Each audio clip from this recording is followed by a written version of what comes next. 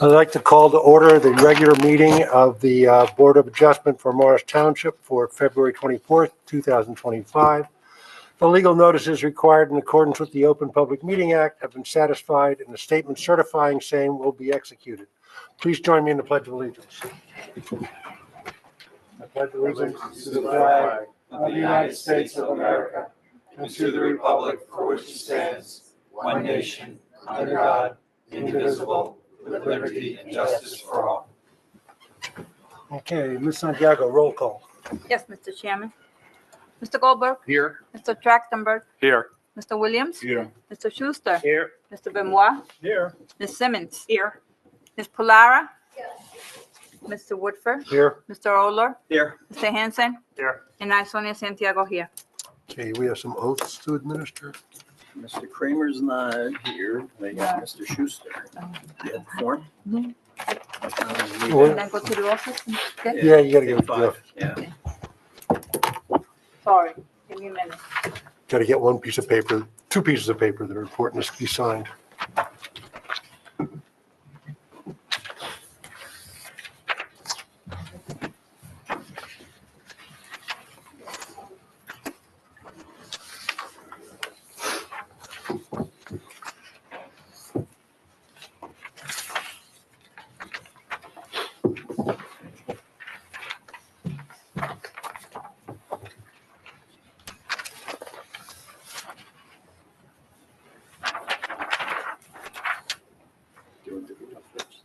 Yeah.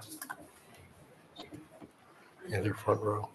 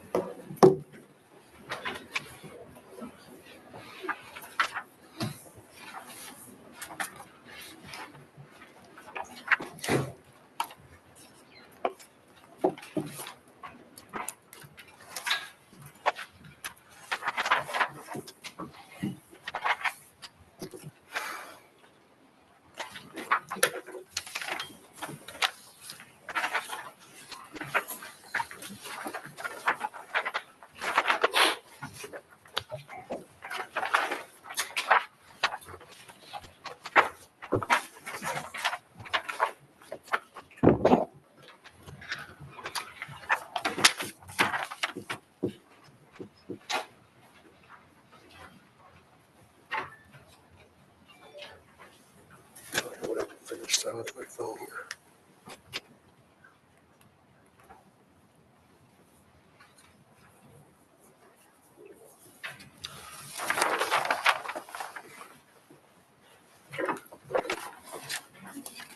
Good friend of mine just had first dog death. I know. Dog's 17 years old. He's a rescue dog. Yeah. They call him Lucky because he was a day away from going like 15 years Yeah, ago. that was my dog's name for other reasons. It's similar. Okay.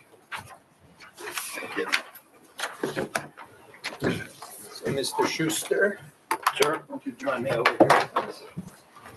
Thanks, Sonia. You raise your right hand and repeat after me. I do solemnly swear I do solemnly swear that I will support the Constitution of the United States that I will support the Constitution of the United States and the Constitution of the State of New Jersey, and the Constitution of the State of New Jersey, and I will bear faith and allegiance to the same and I will bear faith and allegiance to the same, and to the governments established in the United States and to the governments established in the United States and in this state and in this state, under the authority of the people. and the authority of the people. So help me God. And the oath of office, I do solemnly swear I do solemnly swear that I will faithfully, that I will faithfully, impartially, impartially, and justly perform and justly perform all the duties all the duties of the office of the Board of Adjustment, of the office of the Board of Adjustment, regular member, regular member, according to the best of my ability. according to the best of my ability. Congratulations. Oh, thank you. Will you sign this for me? Look at Nobody else gets the floor.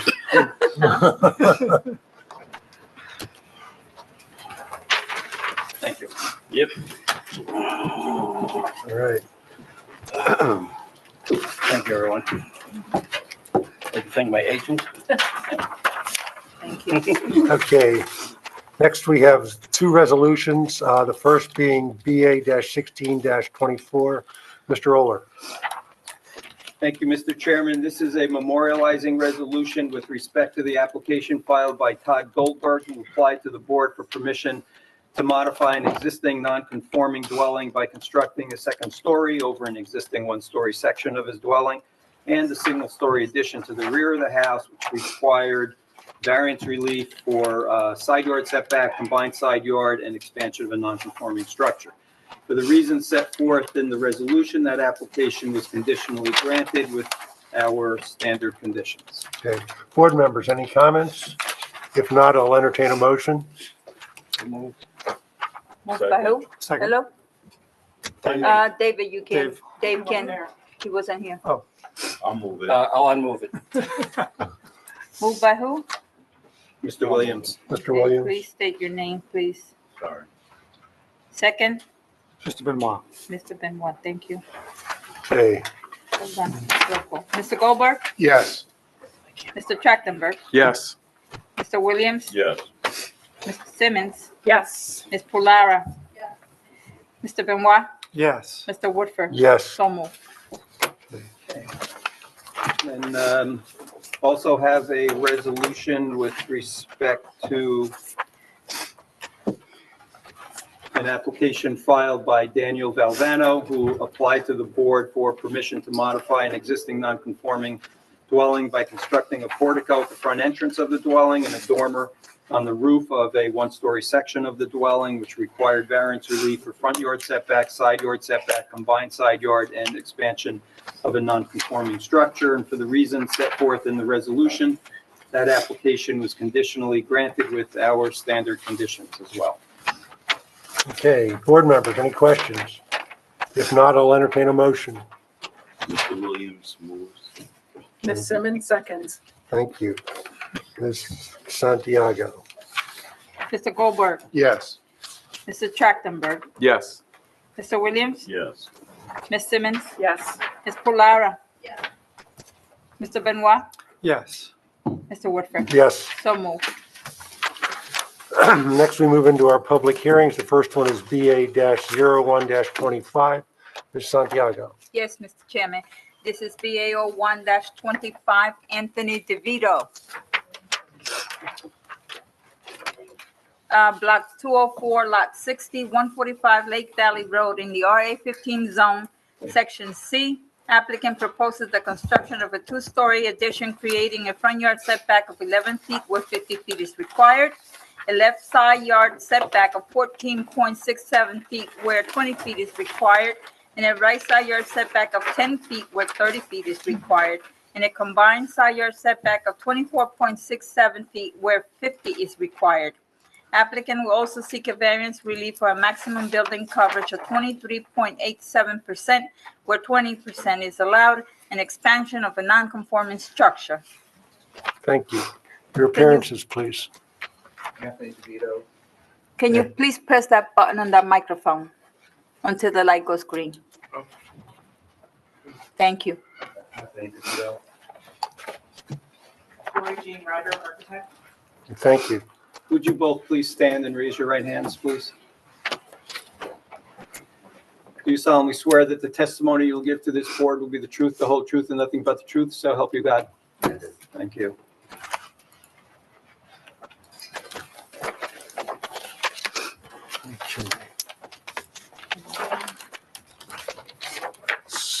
So which of you are going to speak first? Okay, Mr. DeVito. Good evening. Yeah, I'm hoping to have the variances granted so I can put this addition on. I can put the addition on and then sell the house to my son and my daughter-in-law in the back. After seeing what they've been experiencing in today's housing market, I offered, to do this. Okay. And can you just give us a rough overview? This property is adjacent to the ball field on Yes. Lake Valley Road, Yes. correct? It's the first On- one, as you're going towards Hanover, it's the first one past the ball field. Yes, on the Okay. right-hand side. Okay. And what is the reason for the expansion? So I could put 2 bedrooms, well, make it a 3-bedroom and multi-bath, so my son and my daughter-in-law could purchase the house and start a family in Morris Township. Okay. Anything else? No. Board members, any questions? How is the house being used right now? I live in it. You It's live it's a 1-bedroom. It's a total of like 720 square feet. It's a small house. It looks small. Very small. It is small. And how close is it to the ball field? Right now on the, probably, the structure, I can look on my, Because the house, the property line, yeah, The the property back of line the to the house- house is here now, right? So. this is going to be- where is she? I have the survey. 15 feet from the road. The existing house is 51.5 feet from the property line. The 51. proposed addition with the garage is going to make it 10 feet. and there's a request to move the garage or storage facility that you have from one side to the other? Is that The what I shed heard? will be pushed into the backyard. There's an existing shed at the end of the driveway now. It'll be pushed back to the right. Thank you. You're welcome. What's the size of the shed? 8 by 12. Okay, so it's under the 100. Yeah, Yeah. so 5 by 5 is 5 feet to the rear line, 5 feet to the sideline. All right, and we're good. You're good. All right. Board members, any other questions? Any members of the public with any questions of this witness? Seeing none, hearing none, close the public portion. Ms. Ryder, can you give us the benefit of your credentials? I'm a licensed architect since 2001. Okay, your license is in good standing, Yes. and where's your education? NJIT. Thank you. Accept you as an expert in architecture. Please proceed. I just want to give you a little bit of background about the design of the property because Mr. DeVito is not my only client, his son. And as he has said that they like the character of the house, but it's just too small and they'd like to expand it so that they can move here and have a family here. As he mentioned, the township property is to the right and behind the property, and then there's a neighbor to the left. On that side, we're extending the house, but not coming any closer to the property line. And the initial idea was to try and do a 2-bedroom, 2 additional bedrooms, 2-car garage. And the constraints of the site and also budget, we really have done our best to consolidate, what their needs were in the house in this plan. So we've, tried to streamline it the best we could. We've moved the front entry to the side because it is close to the road, so we created a front door in the addition. The 2 bedrooms that were existing, we couldn't really get it to attach to the house with circulation without putting another addition on. And we were trying to keep the footprint minimal. So we created a master suite there. We, like I said, intentionally, our original intentions were to do a 4-bedroom. Instead, we made a master suite with the 2 additional bedrooms. The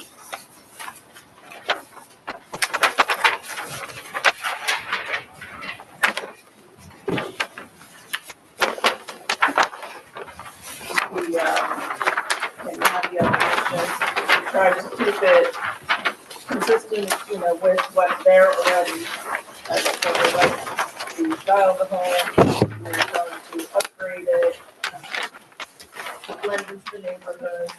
It's the street model, it's, made efforts to break down the scale so that it's not, a big box or overwhelmingly big.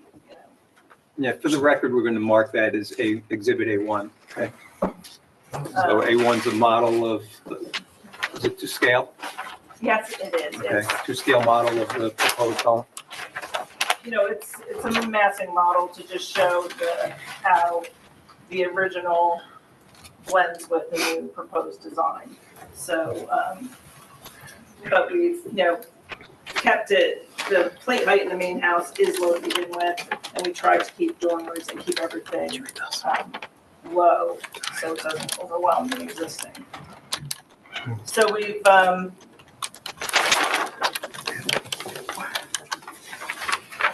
were proposing to expand it, but keep it in character with the neighborhood. There's no detriment to the neighbors or the master plan. I think it adds to the functionality of the house and the curb appeal of the house, and makes it more of a house that would be able to see the family grow. Have everything it needs. So I'm looking at the numbers here, and this lot is 8,966 square feet, where 15,000 feet is required, is that correct? Pre-existing non-conforming lot, and the house on it is pre-existing non-conforming as far as the location, because it's closer than the 20 feet to the property line. So what we've done is expand the house, going straight back. The house actually, pivots somewhat, so it's actually a little more. So the 11.8 becomes 12.08. So it's maintaining its distance from this property line, and this property line we have 13. 13, or it looks like, is it 10 on them, on our plans? I'm looking at, maybe that's something, I got the wrong one out here. Is it 13? Okay, I was looking at So we have in, the little field. I'm looking at the front yard setback is required at 50. We have Yeah, 13.75 feet, which is existing. It's the front porch. We haven't changed that. We haven't Okay. done any changes here except move the front stair. We split it back the middle of the side Okay. porch for the main entrance. what's it up here? I have a question, Mr. Hanson, I notice on the, when you're looking at the house, the left property line, it looks like it goes from 11.8 to 12 to 12.8. Is that same hold true on the other side? Is there any variation in there? Is 13 the closest point? Well, the front, the back, I'm looking at the survey that I got. Let me look at the plan. It's just that side going, that's bouncing from 11.8 to 12 to 12.08. I just want to make sure we don't have, It's just the inconsistencies of the construction back then. There's probably things out there that aren't square. okay. I think the point is the 13 feet's the closest point, right? That's what I'm saying. I don't want to say 13 feet when it ends up being 12. I don't see 13 feet on my plan. On the Oh, right on the side, right side. Yeah. Yes, that's the closest point? that'd be the closest point. All right. I don't want to have an oversight Yeah, I there. think the original house is off a bit. Right, I'm sure it is, yeah. Okay. And town doesn't have any objection, I assume, Mr. Hanson? No. Right, board members, any questions? Members of the public, any questions on this application?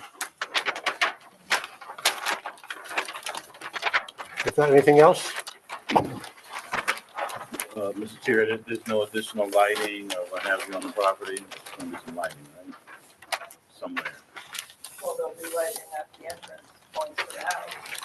and no more in the front of the house. Now, I'd like to applaud you. The 20 years I've been here, and I've never seen a model.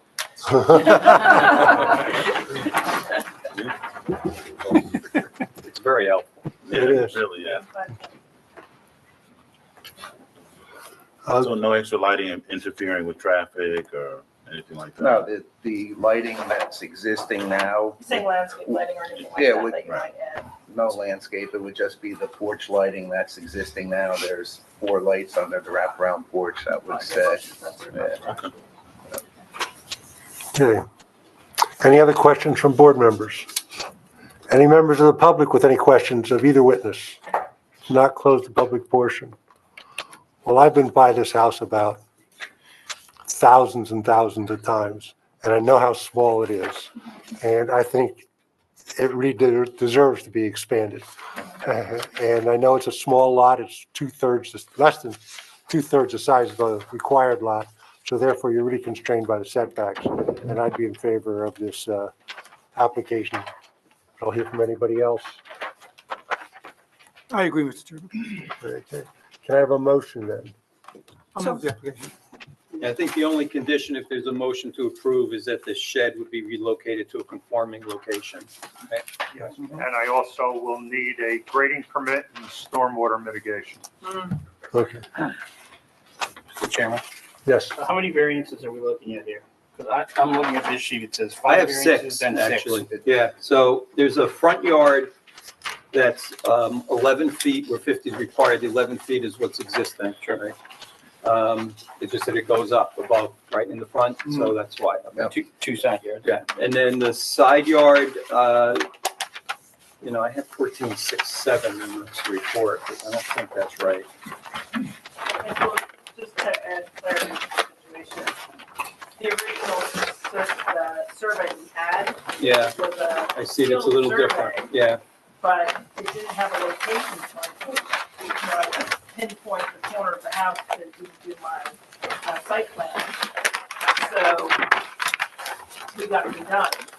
And lo and behold, the house was mislocated on the plan. It was actually, further away from the side yard than this showed.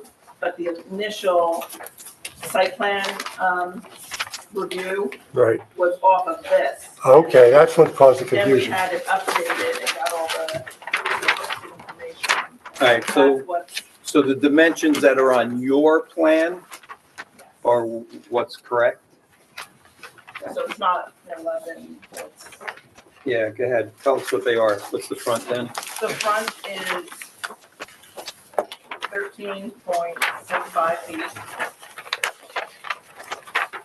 And the side yards? 11.8 on the left, and 13 on the right. And you have combined, right? 24.8 feet.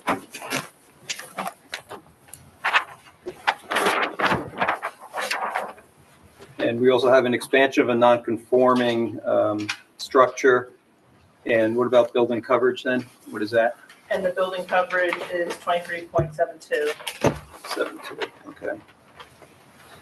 Number 20 is the maximum, right? Yes. Right. Impervious coverage was fine.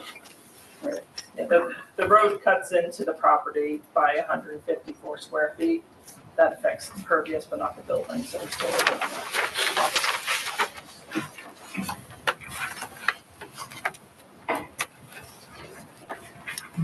And all the appropriate information, Dave, has been updated that it's in the RA 15, not Yeah. 13? Yep. That was just in this print in the title. All the numbers were correct. It's just it was 13 on the plan and it's 15. That's all we said. Okay, so those are the 6. All right. So, Mr. Benoit, you move to I'll approve. move that as corrected. Thank you. Do I have a second? Second. Thank you. Ms. Santiago, roll call. Mr. Goldberg, Yes. Mr. Trachtenberg, Yes. Mr. Williams, Yes. Mr. Schuster, Yes. Mr. Benoit, Yes. Ms. Simmons, Yes. Mr. Whitford, Yes, so moved. thank you. I'll have a resolution for you at the next meeting. Okay, Thank you so very end of March. If you're moving that fast, you can submit your building plan.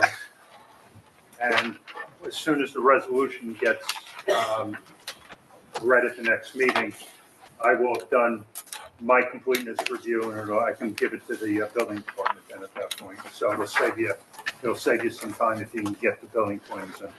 Okay, thank you. All right? Okay, next application is BA-02-25, Ms. Santiago. Yes, Mr. Chairman, this is BA 02-25, Block 303, Lot 7, 15 Watman Road, RA7 Zone, Section C, Kelly and Brandon Carey. Applicant proposes the construction of a front entrance portico and a second-story addition, creating a front yard setback of 19 feet where 25 feet is required, a left side yard setback of 9 feet where 10 feet is required, a right side yard setback of 6 feet where 10 feet is required, and a combined side yard setback of 15 feet where 20 feet is required. Applicant will also seek a variance relief for the building coverage of 32% where 30% is allowed, and expansion of a non-conforming structure. Okay. Your appearances, please. Your name? Hi, Brandon and Kelly Carey. Okay. Um, Could you both raise your, Yeah, would you both stand and raise your right hands, please? Do you solemnly swear that the testimony you will give to this board will be the truth, the whole truth, and nothing but the truth, so help you God? Thank you. You can be seated. Thank you. okay, who's going to testify first? I will. Okay. Yeah, so we're here for 4 different variances. Okay. I have 5. Five Yeah. different variances. So we've lived in the house since 17, and we're a growing family. We love our neighborhood, so we want to stay in it. The home currently is about 12 to 1,300 square feet, and we're looking to expand, pushed off the back and above the existing non-conforming structure. That's sort of the gist of it. We tried to keep the envelope of the home consistent with the neighborhood, and we tried to draw the plans in a way in which doesn't really impact our neighbors too much. We're kind of pushing straight back. Okay. That's it. And the portico is for, so nobody gets wet standing at the front door? Yeah. And keep ice off the steps? Correct. Yeah. If you're familiar with Watnong, we don't have anything at the front of our home, so our guests get wet, our packages get wet, everyone gets wet. Mr. Hanson, is there any problems with the garage where it's located? Garage is obviously pre-existing. That should be 10 feet off the right property line and 25 feet off the rear property line. When you say it's been pre-existing, it's been there for a long, long time? Yeah, as long as the existing house was. The existing house was built in 1937. The garage looks like it's dated right around that time period. So it predates the zoning ordinance? Yes. Okay.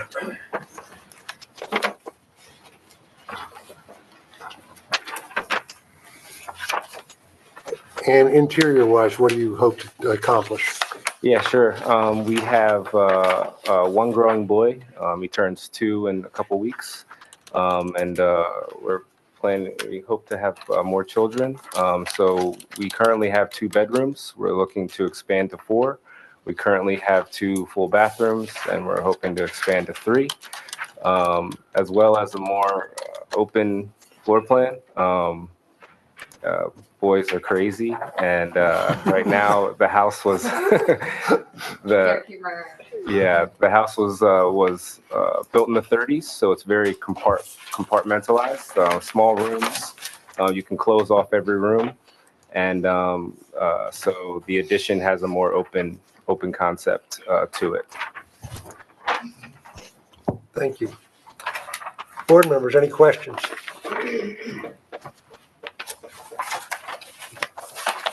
Open up the public. Any member of the public with any questions? Yes. You need to come to the microphone, please. You could come to this one if you like. The one at the desk that, yes. Is it on? You want your Yeah, that statements microphone's too on. and questions? What is the question first? Hi, my name is Karen Haskell. I live right next door. I live in number 11, Whatnot. And I certainly, I'm not here to say no, but I am here just to, I'm a first-time homeowner. This is the first time I've had to sort of, work with something like this. It's also the first time I've seen the plans. And the side, the difference in the existing house to the size of the proposed house seems like a huge increase. One of the appealing things about my house is the backyard feels quite private. It's very small, but it feels quite private. This addition feels like it's going to dwarf the side of my house and just loom over the backyard. So we're really just doing questions right now. You'll I have an apologize. opportunity to come up and give Okay. statements, but do you have any questions to what they said? I guess I'm just trying to understand the different variances and, well, I guess I don't know if I do or not, because I don't, like I said, I'm new to this process. That's all right. So I guess I'm just not sure. So let me go over what the variances Please do. are. Yeah. Okay, so I know the board's going to have that question later as Great. well. So there's 5 variances, right? Yep. So one is for the front yard setback. They're requesting 19 feet, where 25 feet's what's required in the zone. And about 23 and a half feet is what's existing right now. So it's not really conforming currently. They're going to invade that front yard a little bit more. They're requesting a side yard variance of 9 feet. 10 feet's what's required in the zone. And currently it's 9.82 feet. On which side? The south side, okay. The town has a combined side yard requirement, so you kind of add up the 2 sides, and the 2 sides combined should be 20 feet, and here it'll be 15.82 Okay. feet. And they're requesting a variance for building coverage, which they're seeking 32%, where 30% max is the ordinance. Mhm. And the 4th variance is to expand the non-conforming structure. And from what I see, Dave, looks like impervious is compliant, right? Yes. What does that mean? Impervious coverage is the amount of land that Right. they can cover is, they're compliant with that requirement.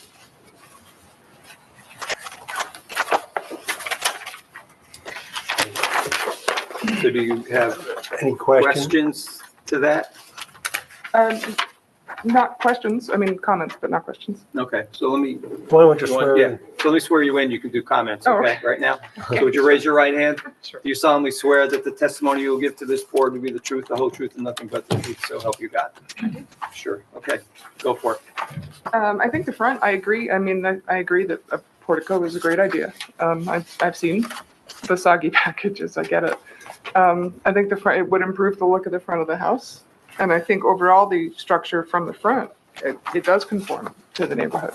My concern, as I said before, is the length and height of the back. It's because the houses are so close together, their driveway, there's their driveway and then a fence, a wooden fence, and then there's like a 3-foot wide-ish gravel pathway that runs along my house. All right, so if we're standing in the street looking Mhm. at their house, Mhm. you're to the right? Yes, Okay. to the north. Yeah, the driveway's kind of So whoever it's had their the house, houses. their driveway, then your house? Yes, and Okay. yes, and so there's not a lot. There wouldn't be room to put anything. There wouldn't be room to plant anything. There wouldn't be room to sort of in any way kind of add some privacy. I don't think I could put arborvitae. I don't think I could put green giants. There certainly couldn't put a fence.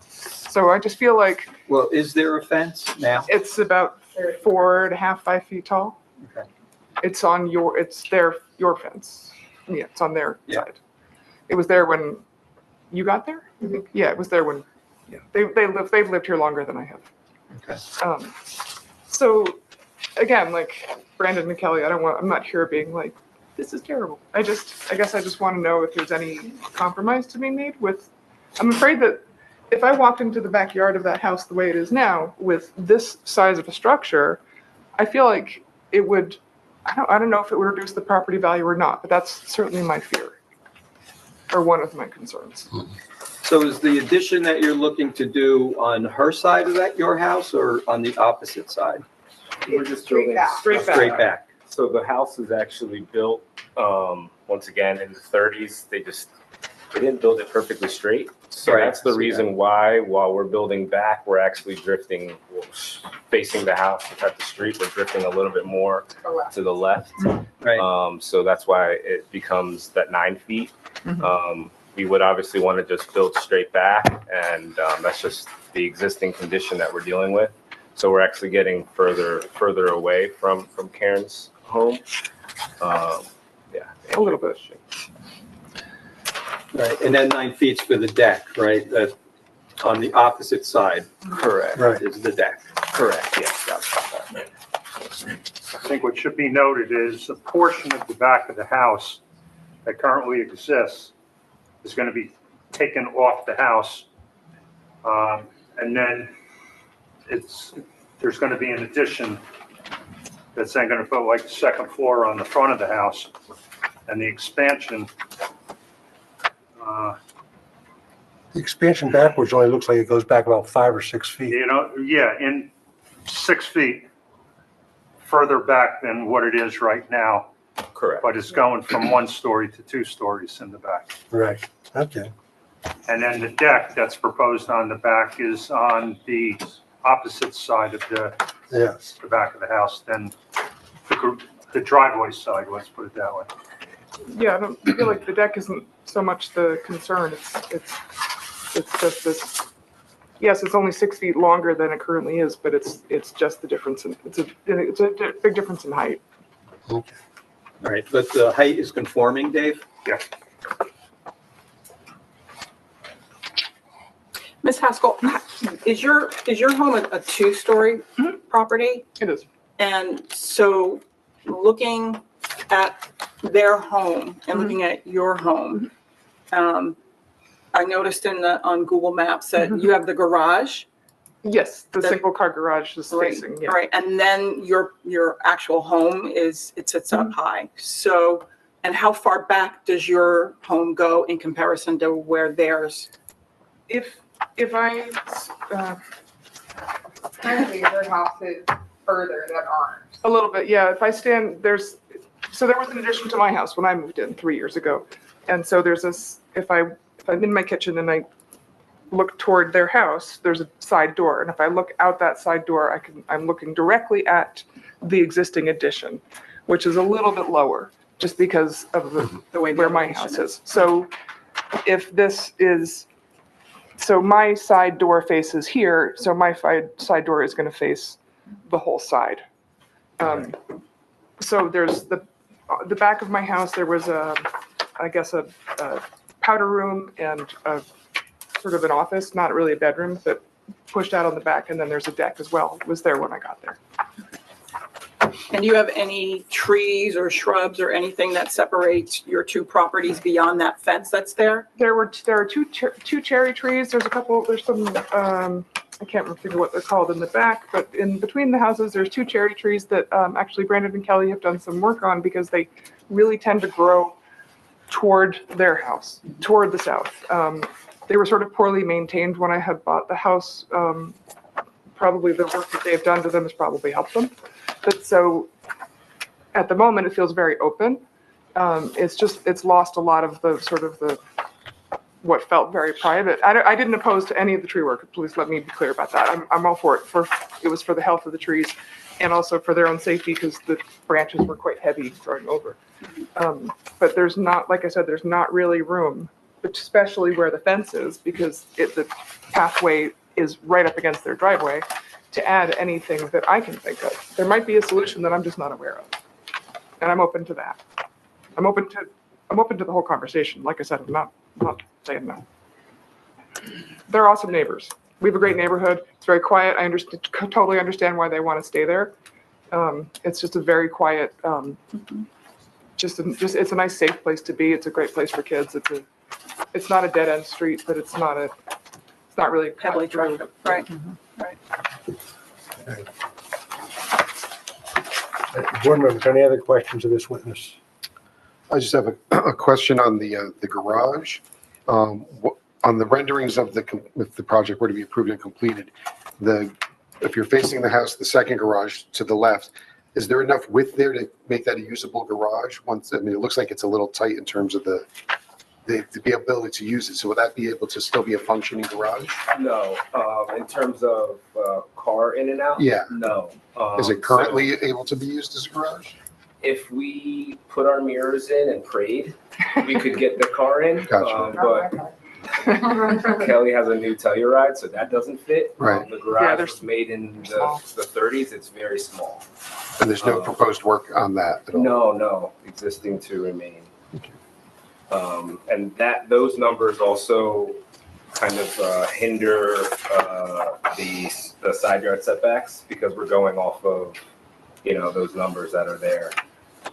If that was conforming, the combined would be in a better spot. Okay, thank you. Any other board members with questions? Okay, anything else? I don't think so. Okay. Thank you. Thank you very much. Do either of you have anything to add?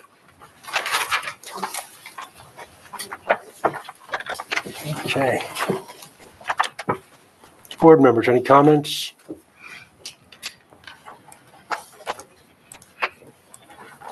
Because I'm looking at this, and this property is, what, 2/3 of the required size of a lot? So it's impossible to put anything on this house without getting the necessity of a variance. And it is a very small house, and I can see why you want to expand it. So I would be in favor of this application, but I'd like to hear other views. So, Mr. Chair, I too am in favor of this. I'm very familiar with the neighborhood, and it is a really nice neighborhood. It's a quiet neighborhood.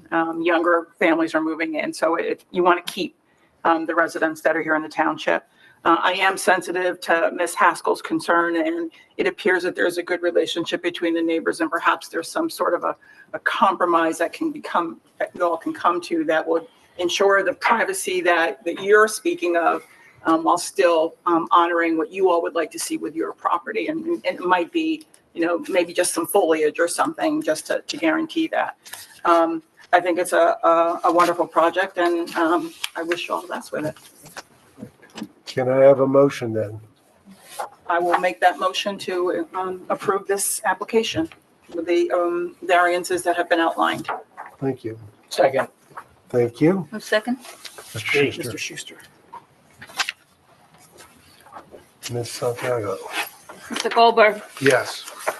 Mr. Trachtenberg, Yes. Mr. Williams, Yes. Mr. Schuster, Yes. Mr. Benoit, Yes. Ms. Simmons, Yes. Mr. Woodford. Yes. So moved.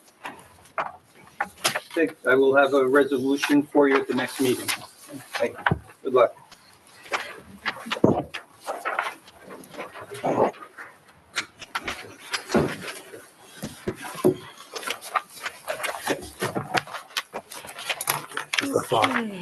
Next, we have the continuation on BA-17-23, 40 Springbrook Road. Ms. Santiago. Yes, Mr. Chairman, this is application BA 1723. Michael Ewing, block 6503, lot 54, 40 Springbrook Road in the RA 15 zone for section C. This is a continuation from December 11 of 2023, March 25th, June 10th, and December 9th of 2024, public hearings. The applicant proposes the construction of a two-story addition, creating a side yard setback on the right side of 15.44 feet and on the left side yard of 14.25 feet, where 20 feet is required, and creating a combined side yard setback of 29.69 feet, where 50 feet is required. The applicant will also seek a variance for building height of 40.5 feet, where 35 feet is required, and a fence height on the left side of 7.5 feet, where 6 feet is allowed. Okay, I think there's a couple of things have been modified on that. I was going to say, Mr. Chairman, David Brady of Brady and Coriel, on behalf of the applicant. That's what struck me as we were going through this. We've modified several of those variances. Now we're really down to two variances that actually relate to construction, and by that I mean attached garage is going to get a little closer to the left sideline of the property so that it'll work a little better. And it'll be 17.78 feet now, or 14 feet. That's for the attached garage. Then we have the garage/carriage house in the back, and that'll be 14.25 feet from the sideline. That together, that kind of generates a third variance, which is the combined. Right. You're supposed to have 50 feet. We have 33.22 now, where we're going to 29.44. But there's nothing happening on the right side of the house any longer that generates a variance. We moved away from that after comments from the public. And doing some of the other changes after comments, other variances have dropped off too. There's two things, the addition to the garage and the new garage in the back. Right. As I recall, as I looked at my notes, we finished our affirmative case. Right, I had one more variance, and that is in the front yard, the attached garage is within the setback line, is not entirely within the setback line going to the front. Is that correct? It's like 49 or something? The 49 something, actually, I forgot about that, is the portico. It's supposed to be 50, and it's something like 49 point. The portico is 50.2. Yeah. Oh, is it? Yeah, the corner of the garage Corner of the garage, okay. is 49.89, and since you're going up from there, that's just like an expansion along that line. Is that correct? Well, there's two. Is there a second floor over that point? No, there's two setbacks on what would be the easterly side of the garage where they're putting the addition on. It's going to be 50.1 feet. And on the house side of the garage addition, it's 49.89.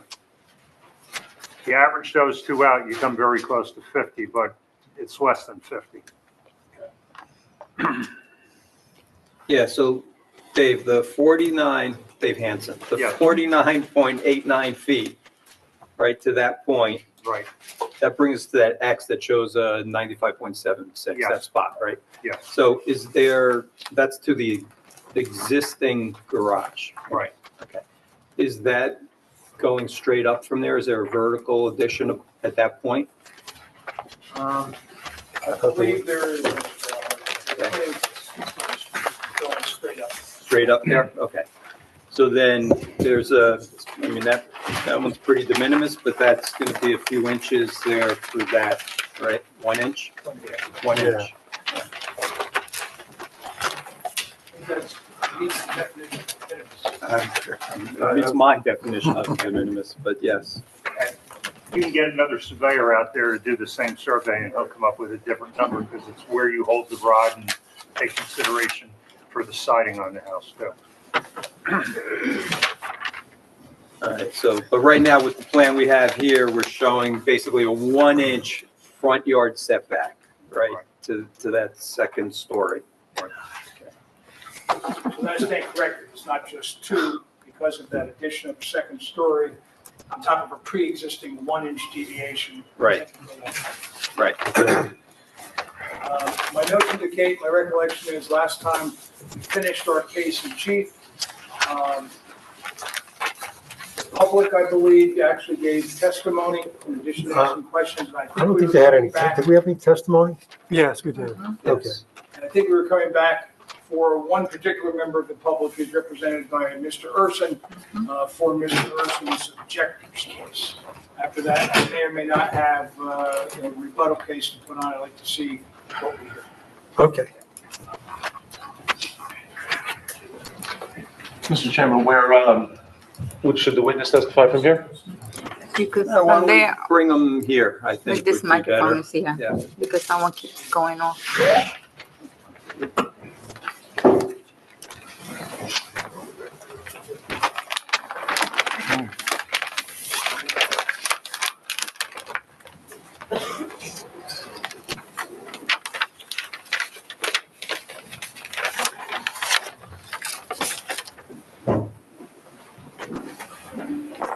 Yes.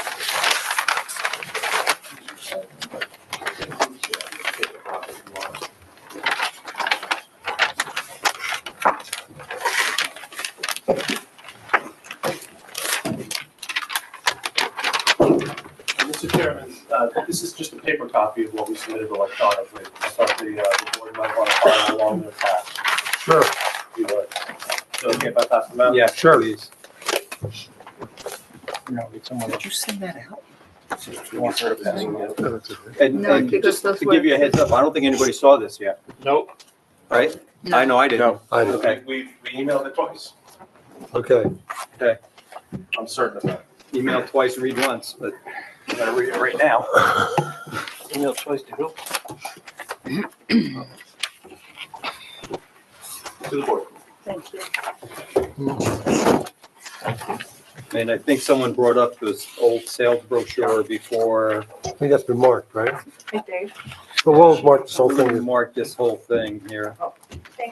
One more. Yeah, I don't see this. We haven't seen this before. No, Okay. no. Okay. I know the Morristown, brochure, they Hey, have John, I something have, like the brochure. There's an 01 already, which I think is the brochure, which Right. you have marked in this booklet as 01. Okay. But I'm gonna mark the whole, and I hate to do that maybe, because you have each one separately marked as we go, right? Right, yeah. He has 02, 03. Yeah, so, we'll just use your markings 4. on each successive page That's fine. for 02 through 017 that appear in this booklet. Okay? Yeah. And we'll refer to them with those numbers. 16. Is it possible to get the plans back up on the screen? Okay. Bear with me, okay?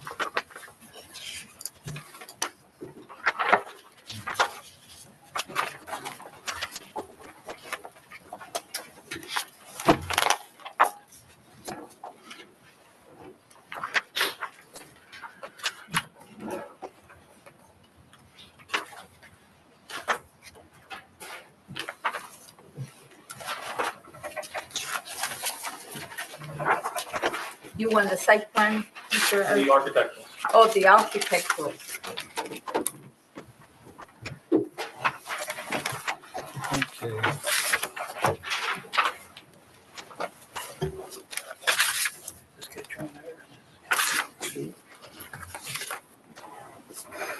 Just get trying to street or something. Freaking original. All right. So again, just for the record, I want to wait for Sonia. So we've accepted exhibits 02 through 017 that are all in this booklet, and a copy of 01 is also in the booklet previously marked 01. Yes. Okay, thank you. A.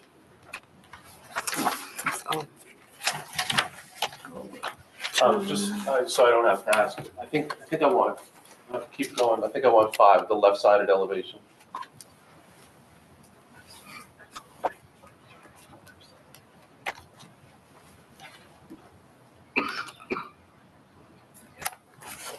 Oh, 16, oh, 17. 17. That's it.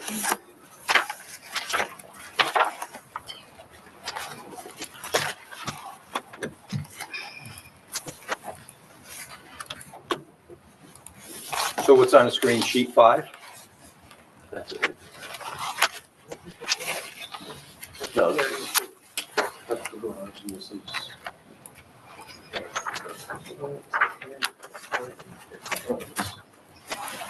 Can you go back one?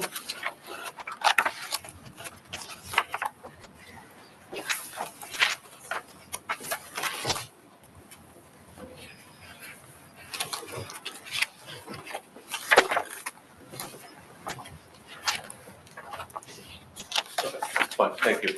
All right, thank you. So can you just, I can't read it from here. Which sheet is up there? That's A 2.4. A 2.4? Correct. Okay. Thank you. Mr. Arler, should be sworn?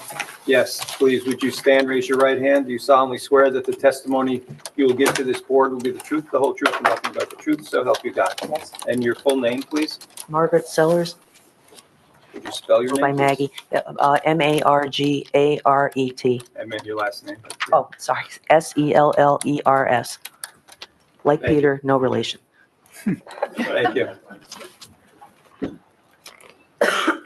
Okay, Ms. Sellers, could you first tell the board where you live? I live at 42 Springbrook Road. And you live, on this application, you live in the house adjacent to the applicant's property on the left. Right, the east side, And how long have you lived there? just over 21 years. And so the board understands your background. Tell the board what you do for a living.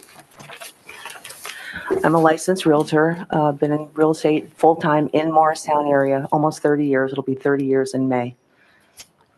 And would you consider that you have a specialty in the area around Springbrook? Over the years, I've sold many homes in there, some 2 and 3 times, And you, including this one. and so you had the house that the applicant now owns, you've had that as a listing and you've shown it as a real estate broker. Yes, I've sold that one 3 times and times. rented it once, so 4 transactions. And so tell the board a little bit about your vision of Springbrook and your house and the neighbor's house. Tell the board a little bit about how you feel about the character of these particular homes in this particular street.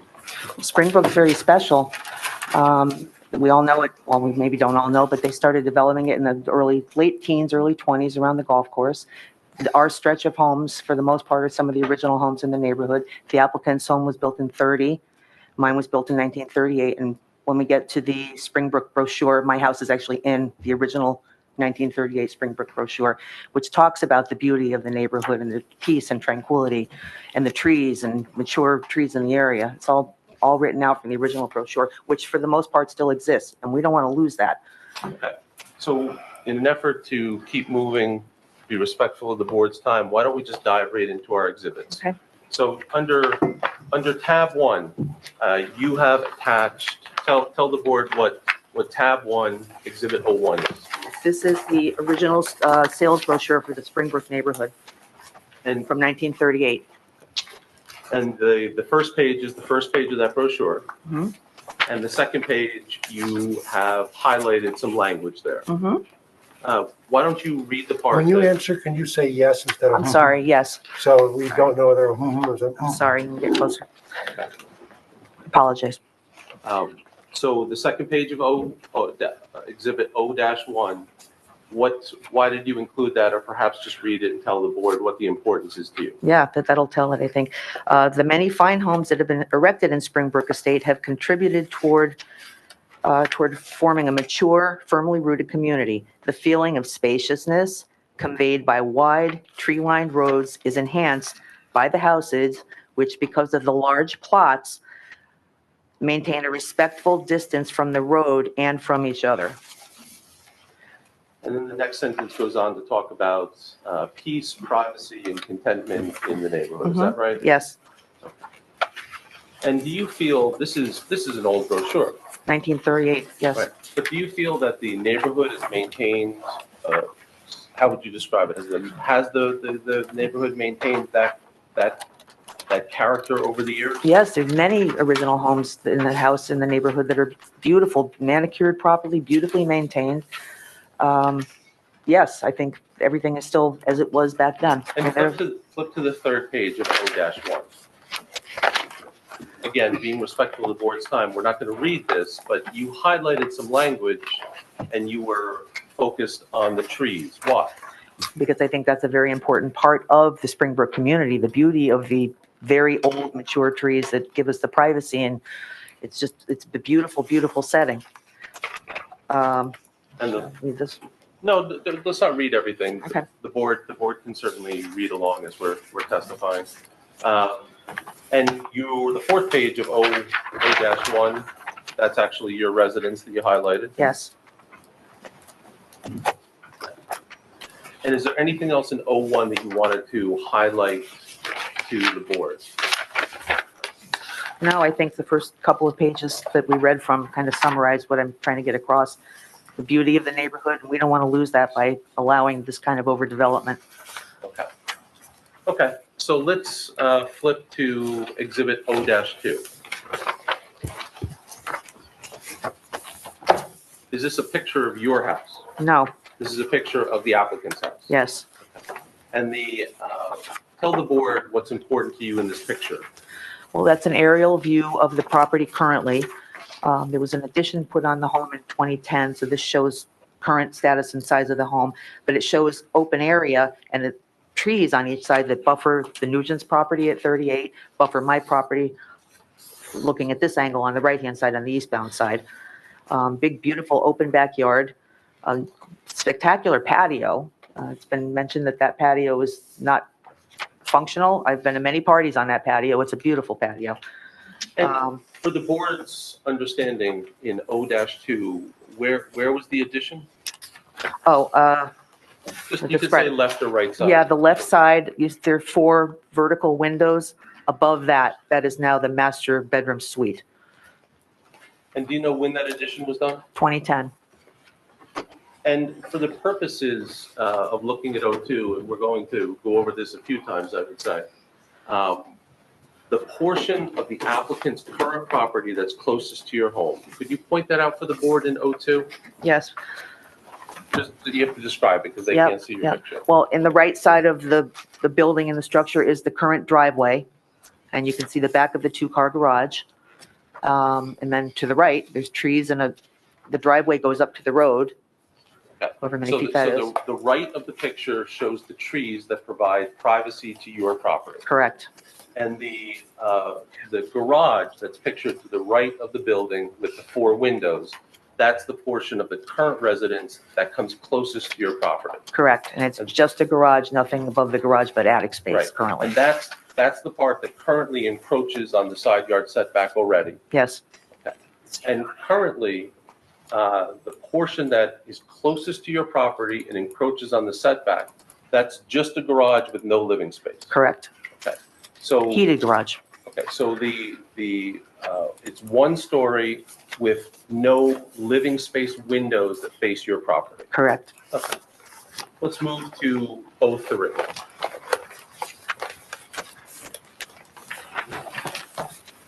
Can you say something about the garage height and the previous owners and the size of cars that are fitting in? Sure, we can, we'll get there. Okay. Could you tell the board what O3 is? Yes, that's an aerial photo. These were taken from one of the times that I had the house listed for sale. The subject property, the applicant's property is in the middle.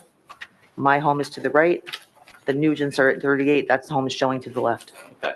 And is the purpose of showing this property to show how much tree screening there is between the two properties? That, and also, I think it's good to see a example of size of the three homes together. You're talking about almost doubling what's there now, and it's going to look completely out of scope between the other homes around it. And this also allows the board to see another picture of the garage that's encroaching on the side yard setback and the minimal impact on your property because it's only one story. Right. All right, let's keep moving. 04. In 04, you have attached the 40 Springbrook Road existing floor plan. Correct. And is the purpose in showing the existing floor plan simply to show that it was 4 bedrooms upstairs? Well, I think, yeah, 4 bedrooms upstairs, and just to show what the layout is currently of the first floor and the basement, which is finished, walkout. And you actually marketed this house a number of times. Yes. Including the last time it was sold. Correct. Okay. And when you marketed it, as someone in the profession, did you have any observations as to whether it was undersized or didn't have utility or wasn't desirable? Undersized? No. No. The first time I had it on the market was 2008. At that time, there was a family of parents, 3 kids, and a part-time nanny, and the home had 1 single bathroom and a powder room on the first floor. They all lived there like that. That was sold in 2008 to the family that did the addition in 2010. So this is a floor plan, obviously current design of the home after the addition was done in 2010. But I think it's important to see the flow. It's a classic flow, similar to every home in Springbrook. And the second page of 04, 2 of 3, that shows the 4 bedrooms on the second floor. Yes. And then the third page also shows the basement. And the basement had a room that was listed as office/bedroom. It's not listed on the floor plan as office/bedroom, Right. but The nanny, I think, when previous owner, when they were there, they stayed down there. okay. It's also a walkout basement, and there is a mudroom there. I think the June meeting, it was mentioned that there was no mudroom. There is a mudroom. You go up 5 or 6 steps that you can see on the floor plan at the top left of it. I think it was also mentioned that there was no drainage there. There is a drain there. It probably just hasn't been flushed. If it's flooding down there, the drain needs to be flushed. Okay, let's look at 05.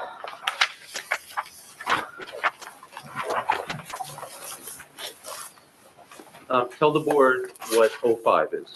And this is the right side of my home looking toward 40 Springbrook. And that big, beautiful tree is on my property. And it's in jeopardy here. Okay. And the next page of 05? I stepped up in my driveway a little bit closer to the road, looking back towards where that tree is. And you can see the back left portion of the current home. And if this addition were to be added on, that's all I'd see back there. 3 stories of. And just for the board's illustration, currently in the picture, we're looking at A 2.4 of the architect's drawings. Mhm. And currently in the picture, you can see this window. Yes, right there. Okay, that's the white window. The one that's darker showing, shutters. yes, the one that's showing. And you're trying to show in this picture that if that tree is gone and this addition showing the lower proposed elevation, that you'll see all of this with no screening. Mr. Chairman, that's not the left elevation that you can see. Proposed left elevation. There's another one that's longer There's though, another one that has the the entire, whole thing. that only has the dining room. There's another one that shows, can we flip ahead? Yeah. I mean, it's about double the size of what's there now. Oh, okay. That's a lot worse. Yes. So what I was referencing, I'm sorry, I don't know. There's It's no hard to marking. compare now. There's no marking on this. So is it possible to reduce that so we can see the architect's page number?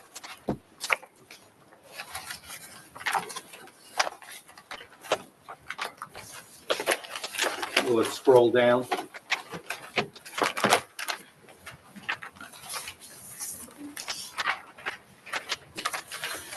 With the 2.5. Okay, thank you. Thanks, Dave. So, again, Ms. Sellers, referencing the architect's drawing 2.5, I'm pointing, for the board's reference, I'm pointing at the window that is depicted in the picture on your O-5. Right. And what you're trying to show is that you would see the proposed left elevation addition if that tree was not there or was compromised. Yeah, that and the other shrubbery and things that are going to be jeopardized. So that's almost double the length of the home that's there now. All right, let's keep moving to the board's time. The next picture in O-5. Okay, that's standing in my front walkway, looking straight across to the existing home. Okay. And this is showing that the closest part of that home to you is the one-story garage part. Yes, And you can't see the one window of the garage, but you can see the other window of the garage a little bit, but it's not living space. right. Not from this angle. I can't see it right. Right. And again, referencing back to 2.5, that's on the screen, that window, it shows the board how high that window would appear above what's currently there. Yes. Yeah, because they're talking about raising the garage and putting a bedroom up there. The height Yes, of the garage yes. with Board- windows looking Yep. in my yard. The board knows the plans by now. Yeah, sorry. 05, can you tell us the last page of 05? That's standing back left of my house, sort of the left part of the grassy area of my yard, looking straight up towards the road. You can see the top of my driveway, which is a circular driveway. That's Okay, and I see in that picture, I see some structure. The structure on the right, like for want of a better description, the sun's actually shining on it. Yeah, That's your yeah. house. Yes, Okay. And then from your backyard, it's showing how little of the applicant's house you can see. Right. On the left of this picture. correct. Okay, thank you. Okay, let's keep moving to 06.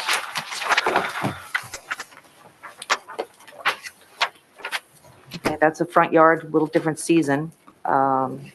More of a view of what's there now. The leaves have lost their trees on that property. Okay. And again, I don't want to be redundant, so we keep moving for the board, but showing the garage with only partial views out the window, and the windows that would be facing your house are set back the full length of the garage. The ones that are there now, yes, yes. Correct. Okay? Let's move to 07.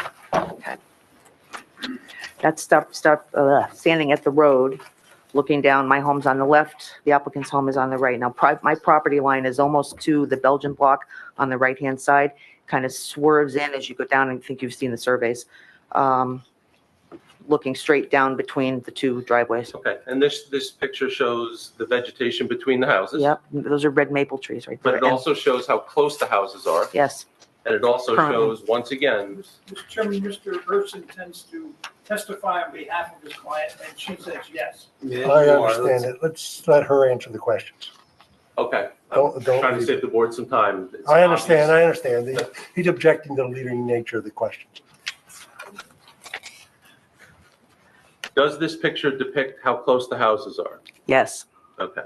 And does this picture depict the portion of the applicant's house that's closest to your house? yes. And how would you describe that? It's a garage, been used by it's a garage. No living space there, so what is closest to my property line and my home doesn't have actual living space, it's just the garage. Thank you. 8.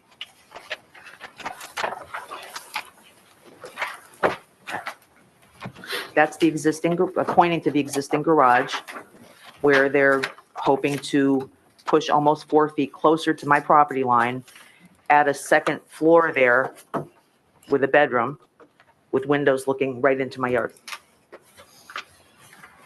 Let's keep like a moving. fishbowl. Yep. Let's look at 09. Tell the board what 09 shows.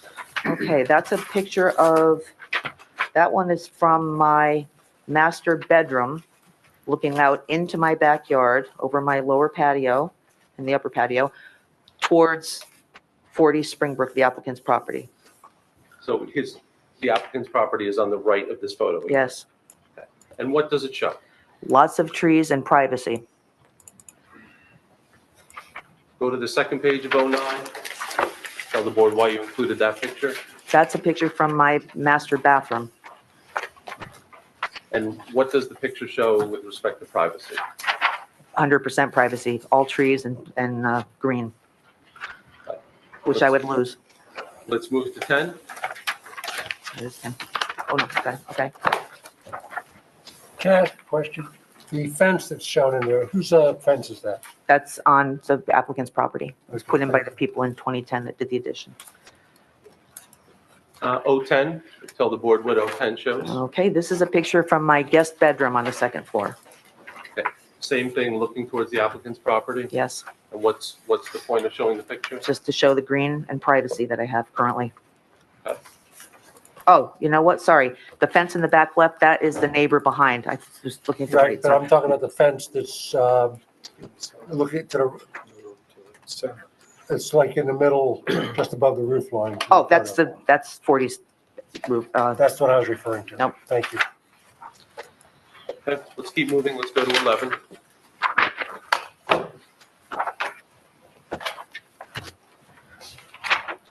Okay, this is a picture from my guest room on the second floor is on the corner. So this is from the window that immediately faces 40's property. So it's overlooking the current driveway. See the garage kind of in the middle of that second window. You're looking straight across to 40's house currently. And the point is to show the proximity of the houses. Proximity and to show the privacy that's there. Thank you. Second page of 011. Let's see. Oh, this is from the other guest room window, the one in the back of the house looking straight back. Again, showing the trees and the green that's there and the privacy.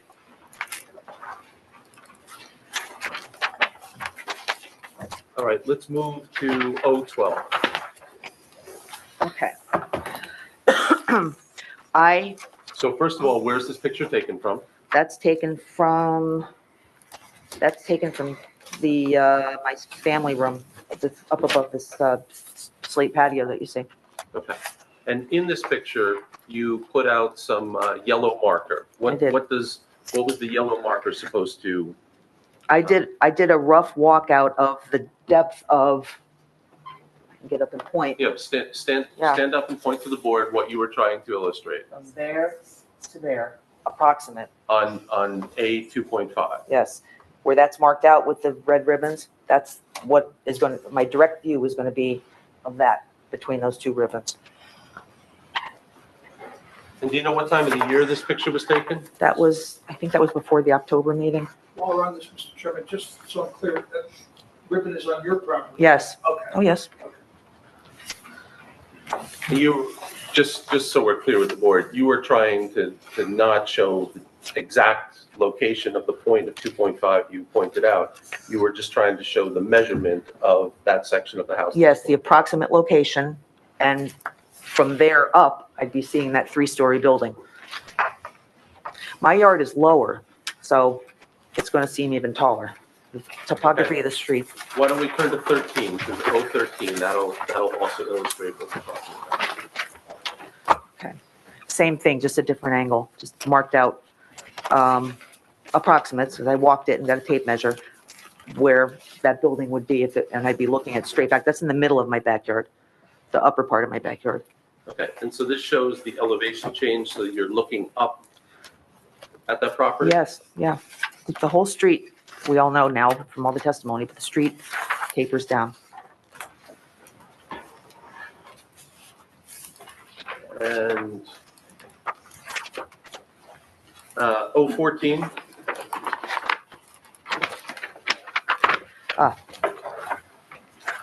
This was the first marketing brochure that I prepared when I put the house on the market in 2008, when it had one full bathroom.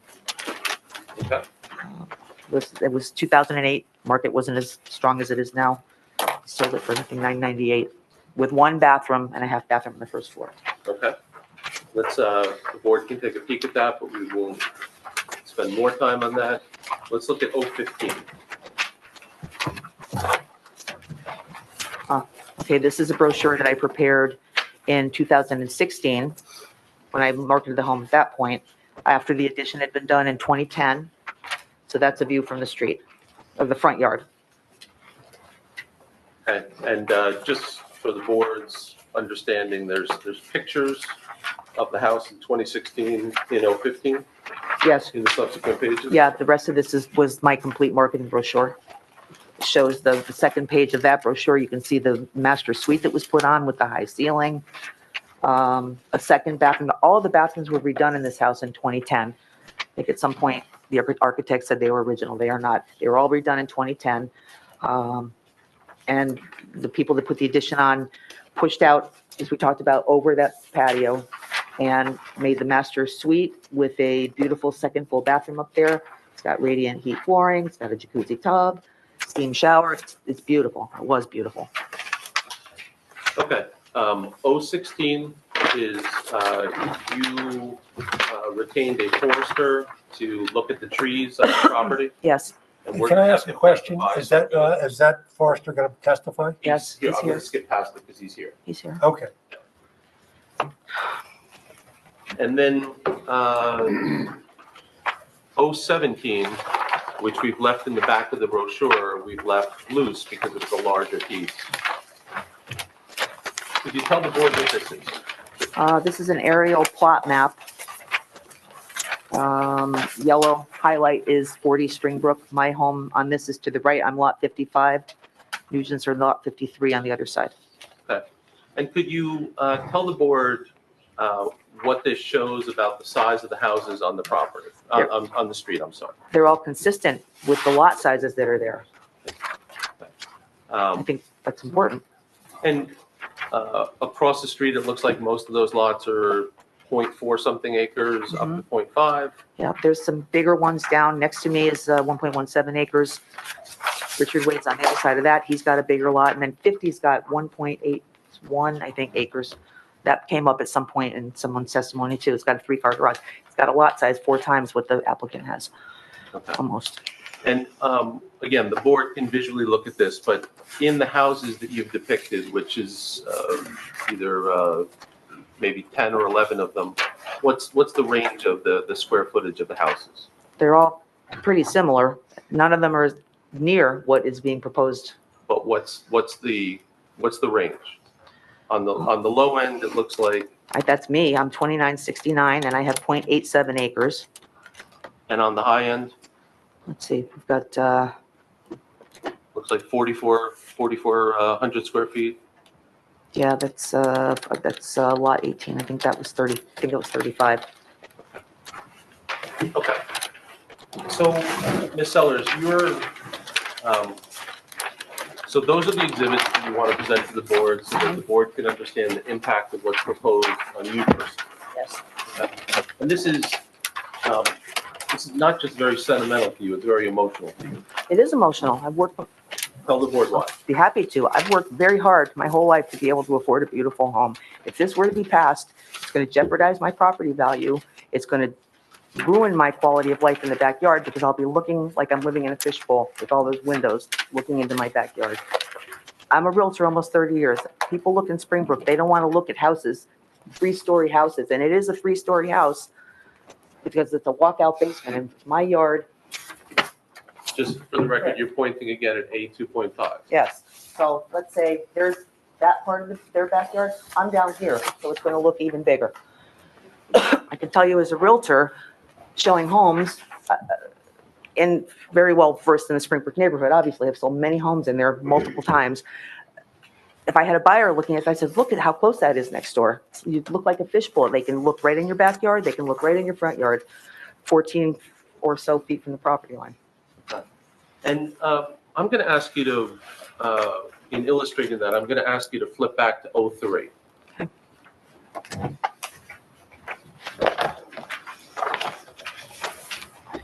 And you can put this in your own words, but in 03, part of what it illustrates is that there's, that 40 Springbrook Road has quite a bit of backyard. Yes. Yeah. And would you have objected as strenuously if the addition went back into that yard rather than towards your property? No. Okay, well, elaborate on that. So you tell the board how you feel about that. If the addition had come towards the backyard more rather than coming into the side yard setback, how would that be different for you? It wouldn't be so close to my property line. I'm going to lose my privacy. I'm going to lose the buffer of the tree lines that are there. I mean, they were talking about 15-foot arborvitae to cover this up. This is a 40-and-a-half-foot building they're talking about. And again, my yard is lower, so it's going to seem even taller. There's no arborvitae that's going to grow that tall that the deer aren't going to eat first to cover that up. What else do you want the board to know about how you feel about the addition? It's too big for the neighborhood. It doesn't fit in the scale of the homes around it on that lot size. It's less than a half an acre of property. I mean, the architect's assistant in the June 10th meeting said that the total square footage, first floor, second floor, and the finished lower levels, both of which are walkout, 6,916 square feet. My home's 2,900 plus square feet. It's too big. It doesn't fit in with the scale of the homes around it, and it's going to jeopardize the beauty of our neighborhood. And you, the applicant's architect and maybe his planner spoke about the need for more garage space. Could you testify as to what you've seen as to the parking requirements of that house? Oh, yeah. Everybody that's lived there since I've been involved with that or to live next door to that house, and that's 3 families and renters. You don't have to show the paper, just tell them. I was just going to look at the height. The last people that were in that house were tenants. They didn't use the garage for their parking. They used it for storage because they come from 2 big houses. Excuse me. I'm going to object this to Ms. Sellers' qualifications to testify about parking need or how many garages should be. I think she's familiar with the neighborhood. I'm going to let her testify. Thank you. The garage is 8 feet tall, right? So that's. Well, yeah, and I don't want to get into the specifics of it because it's not important for my question. But you've lived next to this property. You've seen the neighbors. Yes. Over the 21 years you've lived there. You've Yes. seen the neighbors park there. Everybody's used that garage with the exception of the tenants because they only use it for storage. 2 owners ago had a Jeep Cherokee, 2016 Jeep Cherokee on one side, while for a year they built a 7-foot wide, 16-foot hovercraft. So they had enough room for that Jeep Cherokee and enough room for the father and son to work and build that hovercraft. And it's not a tiny garage. And have you seen the neighbors that have lived at 40 park on the driveway? Sure, yes. And have you seen neighbors in your neighborhood also use street parking? Absolutely. For gatherings and? Absolutely. There were Christmas parties, holiday parties this year, cars up and down the street. Do you want to tell the board anything else about the application, about how you feel about it? I think you've given them an organized picture as to why you think it would impact you and how you feel about it. Just check my notes. Hang on.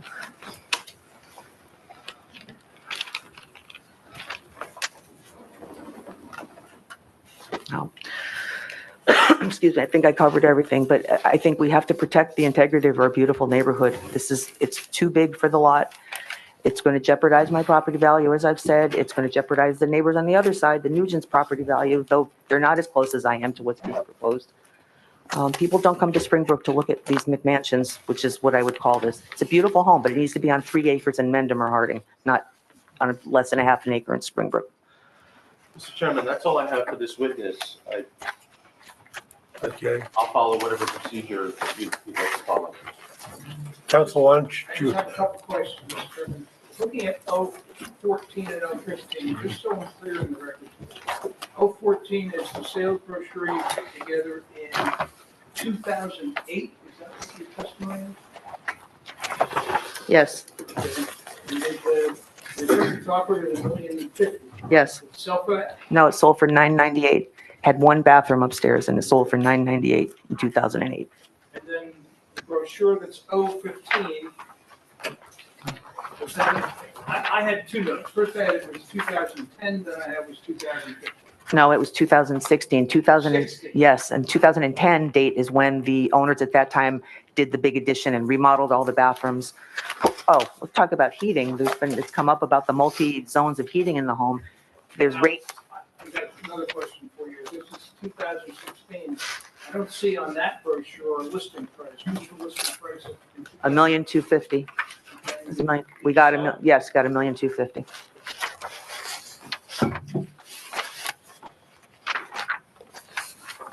Which was the sale price when Mr. Ewing bought it also. Can I talk about the heat though? Or is it too late? It's been brought, can I? Go ahead.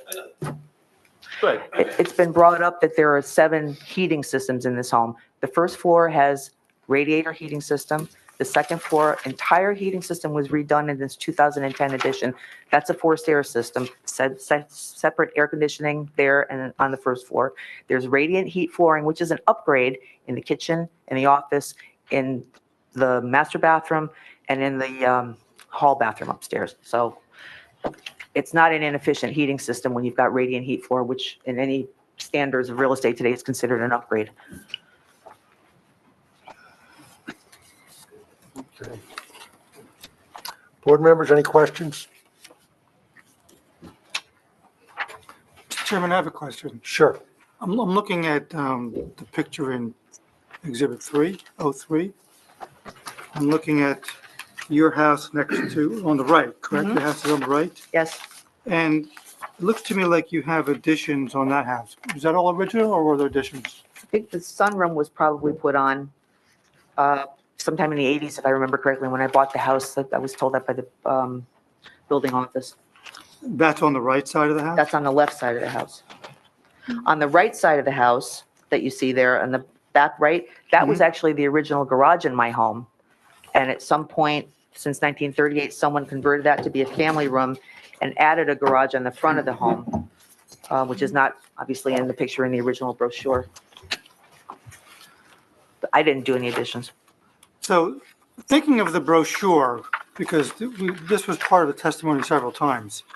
Have there been a lot of,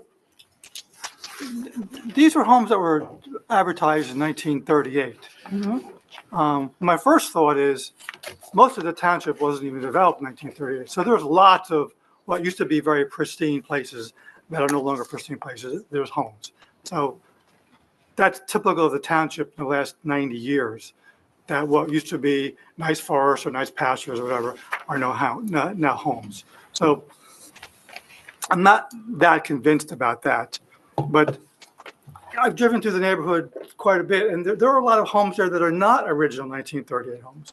Maybe they're 60s, maybe they're 70s, maybe they're 40s or 70s or 80s. I'm not even sure what years they were. So to get the picture right of the neighborhood, it may have originally been beautiful in 1910, 1920, 1930s, but things change over time, and it's not all 1938, stock homes, and there have been additions, there have been tear downs perhaps, and new homes built, so that it's not all that original type of development.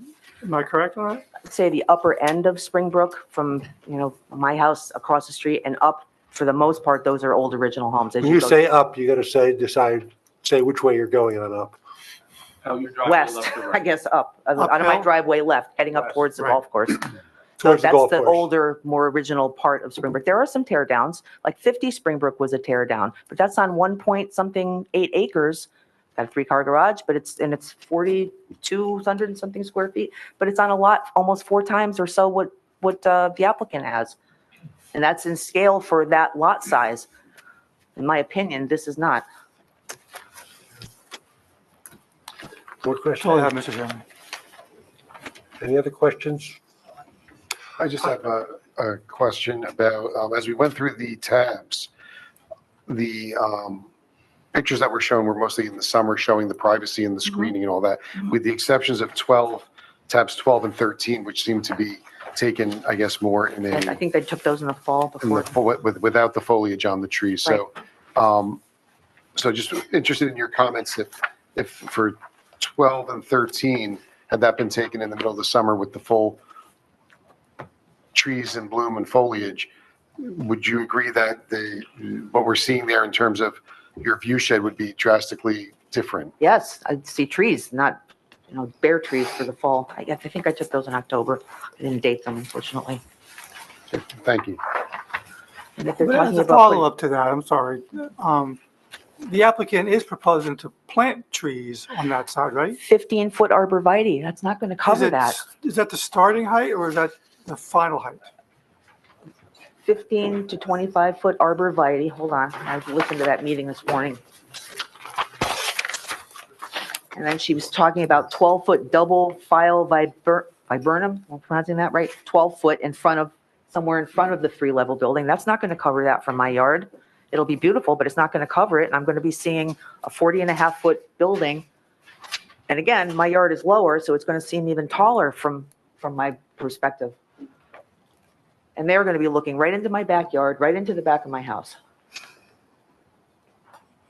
And I'm not sure, Mr. Chairman, if this is a question for this witness or your agricultural person, but what, if anything, do you believe is going to be destroyed on your property in terms of trees? The tree person's going to talk. There's a big maple that's been big jeopardy, and I'd like to let him talk about that. Yeah, we'll get to that testimony. Okay, thank you. Thank you. Okay. One more question. Yes. So your biggest complaint is that he wants to take down trees on his property, correct? No, that's not my biggest complaint. My biggest complaint is that what's being proposed here is too big for the lot size. It's going to be too close to my property, way too close to my property. I'll have windows looking in my backyard. I think the architect made a comment at the first meeting about, and I can quote it, I wrote it down, well, it's not like you'll be looking in her bedroom. It's going to look right up at the back of my house, so it will be, and the rest of the rooms in the back of my house. My mistake, because I just see Oh, a that's lot of okay. No pictures problem. of trees in here. Yeah, no problem. And that's one of them, but that's not the biggest. The biggest is it's too big for that lot. So I have a question. When you're sitting out on your patio, will that be your back patio? Will that be like directly, if you look out towards the Ewing property, would you be looking right at the proposed addition? Yes, I have 3 patios, and I'd be looking at it from all 3 patios. And is the lower patio below the level of the ground on the at 40 Springbrook? Both of the properties slope back, but mine is lower, so it slopes back, I don't know, 5 or 6 feet lower than what 40's topography is. Right now, I think that's a brick patio, the lower one, and I think it's currently lower. It's definitely now it's lower than what's over there now. So I would be looking up at that, and it would seem even taller than the 40.5 feet. Any members of the public have any questions of this witness? Yes, Ms. Nugent. And it's questions. It is a question. Good. Just state your name for the record, please. Leanne Nugent, 38 Springbrook Road. Maggie, you mentioned that the overall house with the addition would be 6,916 square feet of finished space. That was a number. I have that in my notes as well. Where did we both get that from? We got that from the architect's assistant in the June 10th meeting. Okay, wonderful. I thought that was the same, but yet I don't see it anywhere on the plans. So I think it's on the plan. that's what I wanted to verify. Also, since you are a realtor and know the neighborhood so well, are there any other homes of that size on this, especially, well, just on that size? There are homes in the neighborhood on that size lot, but not the size that they're proposing to The build. square footage is my question. There's a home on 16 Hilltop that's under contract now. That's on over 2 acres, and that was hold on, the exact square footage. Hold on.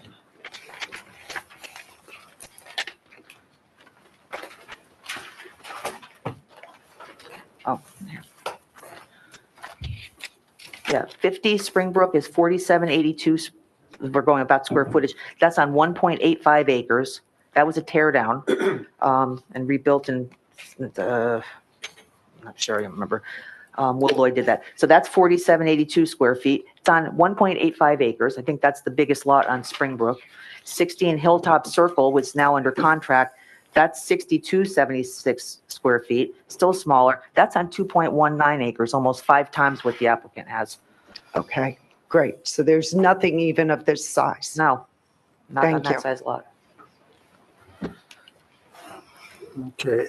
Any other members of the public with questions? Seeing none, hearing none, close the public portion. Counselor, call your next witness. Art Smith, please. Thank you.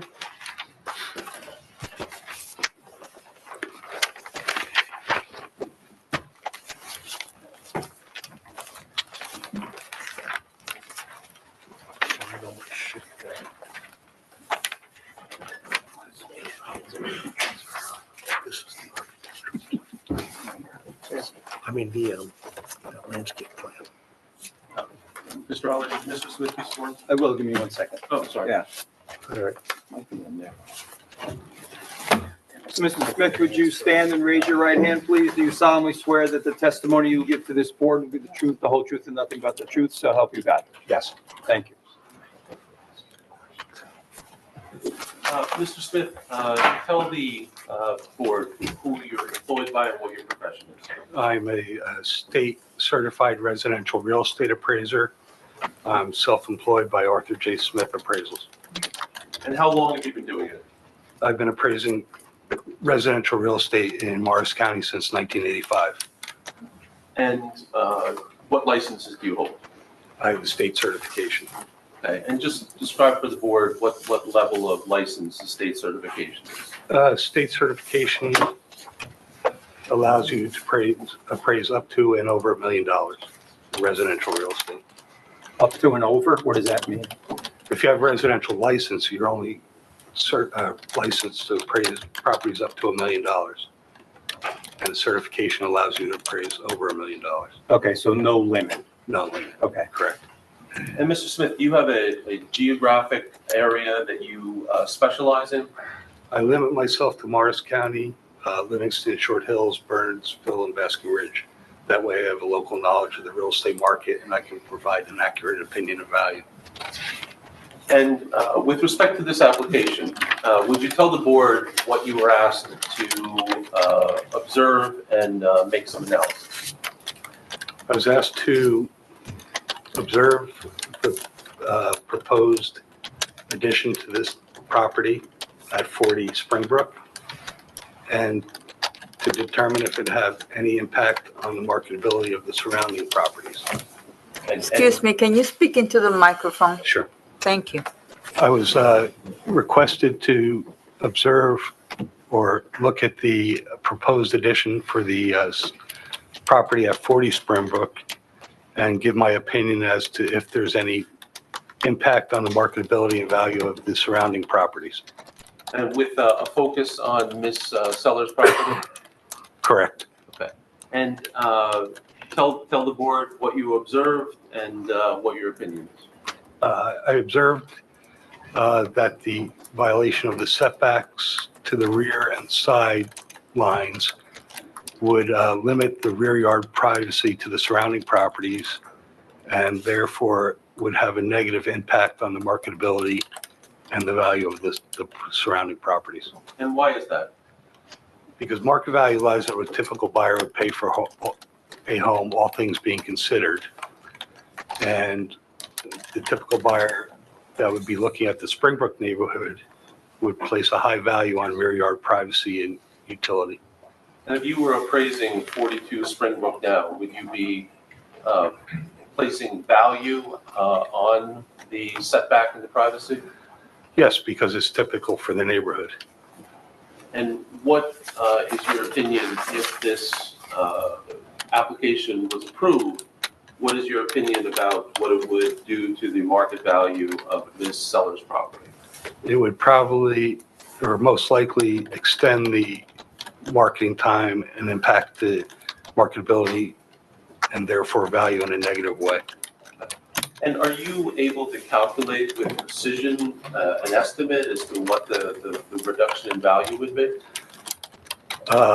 I was not able to find any comparable sales or information of similar situations in the Springbrook area, in Morris Township, or surrounding neighborhoods within the municipality. So it'd be very difficult to measure the impact of the proposed addition on the value of the Ms. Sellers' property. All right. Again, explain why you couldn't find a comparable situation.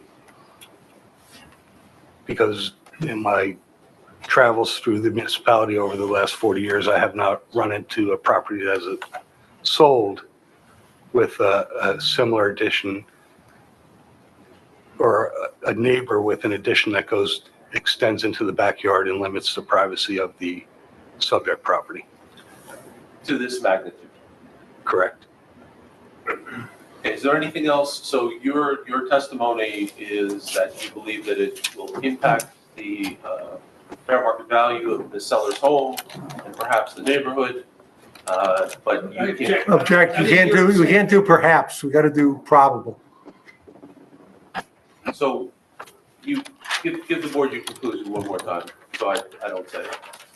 That the addition would most likely have a negative impact on the marketability and therefore value of the surrounding properties. And so you said properties plural, but you testified. Adjacent to the rear, as far as the street itself, possibly throughout the whole. Excuse me, you can't say possibly, it's got to be probably, it's going to be more likely than not. If not, it's not admissible. Probably would limit it to the street and surrounding immediate streets. But would your testimony be that, and the reason you're here is that it would have the most effect on Ms. Sellers' property? Correct.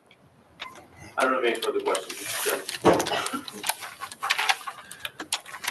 And you said you can't, when you say you couldn't put a value on the appraisal of Ms. Sellers' property with this addition put in place, because there's no similar situation anywhere you could find in the township or the surrounding neighborhoods? Nothing I could find. Okay. Where the neighboring property extends as far back into the rear yard of the subject property or Ms. Sellers' property. So you couldn't find anything that you could use as a comp? Correct, or derive a paired sales analysis out of it. But correct me if I'm wrong, but you're saying that if this addition was put in place, it would have some negative effect on the saleability of Ms. Sellers' property? Right. It would have And how would you characterize that impact on her property? It would be negative. And can you give any kind of degree as to negativity? Again, without a paired sales or marketing analysis, and lack of sales of homes that have taken place recently or in the past couple of years with similar situations, I have not seen that in the Springbrook neighborhood or surrounding neighborhoods within the municipality. Okay. So you're basing your opinion on your experience? Yes. Okay. Any other board members with questions? Mr. Smith, given consideration to the proposed renovations to the 40 Springbrook property, what would your opinion be about the value of that property going forward? Should the property owner decide to sell that property after? I have not been prepared a formal opinion of value or researched any comparable sales on that, so I would not be able to render an opinion of value. But you've seen the proposed renovations? Right, and I've seen the existing, but I have not prepared a formal appraisal in which I could give an opinion of value. Okay. Any other questions from board members? Yeah, what's the appraised value of 42 Springbrook right now? Again, I was not commissioned to do a market appraisal, just to give my opinion on the impact of the proposed addition on So you don't know, Seller's you don't know what it is now, but you know it's going to be less if this project goes forward. Right, if they were, for an example, if they're going to put a highway behind your house, that would have a negative impact on your value. Yeah. So, or, a commercial building. Thank you. Any other questions? Just a couple, Mr. Chairman. What did you do to prepare for the testimony? Well, I drove through the neighborhood looking for properties with similar situations. I went through the tax records, looked at square footage of living area of surrounding properties on the street, acreage of surrounding properties on the street. I looked through the MLS for properties with similar situations and was not able to find any. There's plans on the screen. Did you look at plans? Yes, I did. When did you do that? When I was here with for the past 2 or 3 meetings, and they were provided to me by Ms. Sellers. Did you see the landscape plan? I did, Did you take that into consideration? yes. No further. Mr. Arler, you had a question? Yeah, I have a question. So you indicated that there's a negative impact because of the length of that rear addition. Is that right? I mean, it could impact the amount of sunlight in the rear yard, impact rear yard privacy. But do you have that opinion because it violates the side yard setback? And the rear setback. It doesn't violate. Doesn't the rear- violate It doesn't the rear violate, but it does extend back. Yeah, In- so if into her- he didn't violate the side yard setback, right? If he moved this over 10 feet and wasn't in violation, would you have the same opinion? Is the height of the building.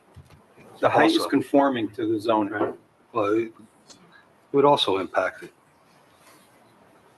So you think it would be a negative to Ms. Sellers' property if he built a fully conforming addition? Yes or no? Yes. Okay, thank you. Okay. Any other questions? Board members, any other questions? No. Any members of the Actually, public? I'm sorry, I do have a question, Okay. because we received another evaluation of the value of the home. That's from applicant's counsel. Right, so I'm wondering whether you've read that and whether you could comment on it. It was an appraisal on it? It wasn't an wasn't appraisal, appraised. it was assessment as to whether it would increase or decrease the value of the property and in the surrounding areas. No, I was not provided that. You know, I just got that today. Yes, it's David. As soon as I got it, it went over. In fact, I think it was early in the morning. It was. It's about 9:37.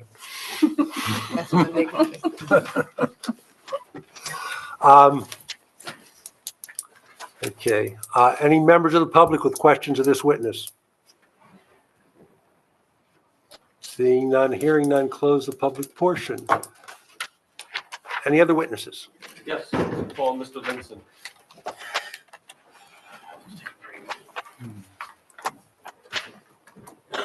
You need 5 minutes?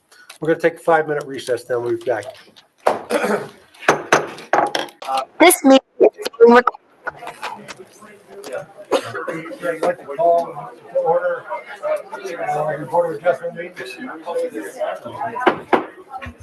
has these additions on her house. Okay, Ms. Santiago, roll call. Right. Mr. Goldberg. Here. Mr. Trachtenberg. Here. Mr. Williams. Yeah. Mr. Schuster. Here. Mr. Benoit. Here. Ms. Simmons. Here. Mr. Woodford. Here. Mr. Ola. Here. Mr. Hanson. Here. And I, Sonia Santiago, We here. gotta get her Oh, on. Ms. Pular. Sorry, Ms. Pular. Okay. You're hiding behind Dave. I'll slap. Counselor. Mr. Vincent, perhaps you should stand. Yes, would you raise your right hand, please? Do you solemnly swear that the testimony you will give to this board will be the truth, the whole truth, and nothing but the truth, so help you God? I do. Would you state your full name, please? Spell your last name. John Dale Linson, Linson. Thank you. You can be seated. Mr. Linson, would you tell the board what your profession is? I'm a New Jersey licensed tree expert, New Jersey approved forester, and International Society of Arboriculture certified arborist. And how, who do you work for? I have my own consulting firm. Previous to that, I worked for Milburn Township for 25 years and retired. In the last 20 years, I've been serving as a consultant. I've consulted with over 45 municipalities and 3 counties. And Mr. Linson, just very briefly, give the board the background of your educational experience? I have a bachelor's degree in forestry from Rutgers University. And do you hold licenses in New Jersey? Yes, I'm a New Jersey licensed tree expert, and I'm a approved forester with the DEP. And have you testified before boards before? Yes, I have. About how many times? Over the last 45 years, many times. More than 50? Yes, Okay. yes. Mr. Chairman, I would offer Mr. Linson as an expert in the field of trees and landscaping, arborism in general. So I have a question first. Architect, landscape architect, I didn't hear any. I'm not a landscape architect. Okay. So as a tree expert and forester. Yes. Okay. You have a So, question? I do, because this is the first time I've seen this, actually. A New Jersey licensed tree expert. How do you become a tree expert and licensed? Well, when I passed it in 1976, it was a lot harder because they didn't have courses to prep you for it. But at that time, it was a one-day exam given once a year as both a field test and a written test. And you needed 5 years experience in the trade before you could take it. Are there classes associated with it too? I'm sorry? Are there classes associated? There with are that? now. Back then, there were not. So it took me two tries to get through. Okay. I had never seen that before. I was just curious about that. Yeah. So are we accepting that? Yes. Okay. Mr. Linson, would you tell the board how you were engaged by Ms. Sellers? Ms. Sellers was concerned about the loss of trees with this proposed development next door, and she contacted me and asked me to prepare a report. And what did you do to familiarize yourself with the project and to analyze the situation? I went to the site, and she was able to provide me with some background information on the proposal. We did not have, complete, and this is going back almost a year now. But we were able to find the property corners and determine where the trees were in relation to the proposed project. And did you make some observations or conclusions about the trees that form for lack of a better term, the hedgerow between the two properties? Yes, I was. Starting back in this area. Okay, so you're pointing, just for the record, you're pointing again to A2.5. Mr. Chairman, that's not a survey of the property or the plan of the property. He's saying, setting a relationship, there's no. I think, we can bring that out in his testimony, and you can certainly bring it out in cross-examination. Well, true, but then it takes us longer into the night. I understand that, but I'm thinking Ms. Santiago might be able to put up a plan that shows from above, and then he. Well, let Counselor present his case, and then we'll go from there. Back in approximately this position, there's a. When you say this position, you're talking about Yeah, the this- proposed addition, Right the in here first set of windows. is a 25-inch diameter yellow poplar, and pursuant to the Morris Township zoning ordinance, 25-inch tree qualifies as a specimen tree, which Is that on, whose property is that on? it's on 42. On 42? 41, 40, I'm sorry, 40. So on It's on 40. Mr. Ewing's property. Yeah, all of these trees that we'll be talking about are, except for one, are on the 40 Springbrook. So that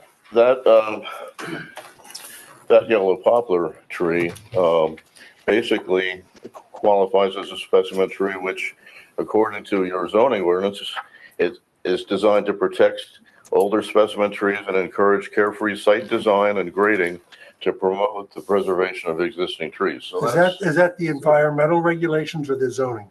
That's this tree Environmental. here.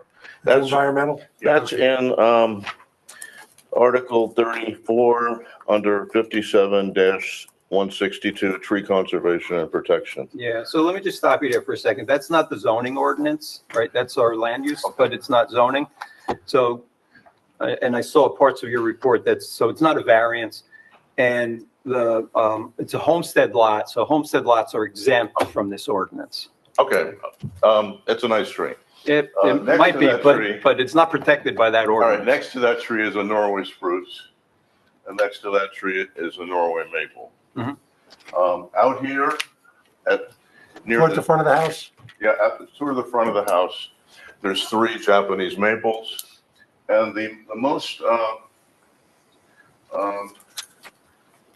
concerning tree is a Norway maple that is 22 inches in diameter, and it appears to be on the property line with the center of the tree on the seller's property. So that tree would be basically be in the middle of the wall, the 3-foot wall that is proposed. The landscape plan is a little disturbing in So that just go back to, so the 22-inch diameter Norway maple, that would be between the 2 driveways?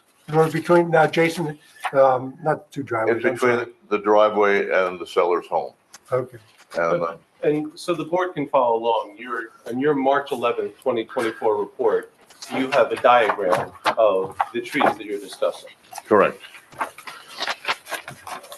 So And John, just so the board can look at this, that's 016 in the handout we gave out before, right? Yep.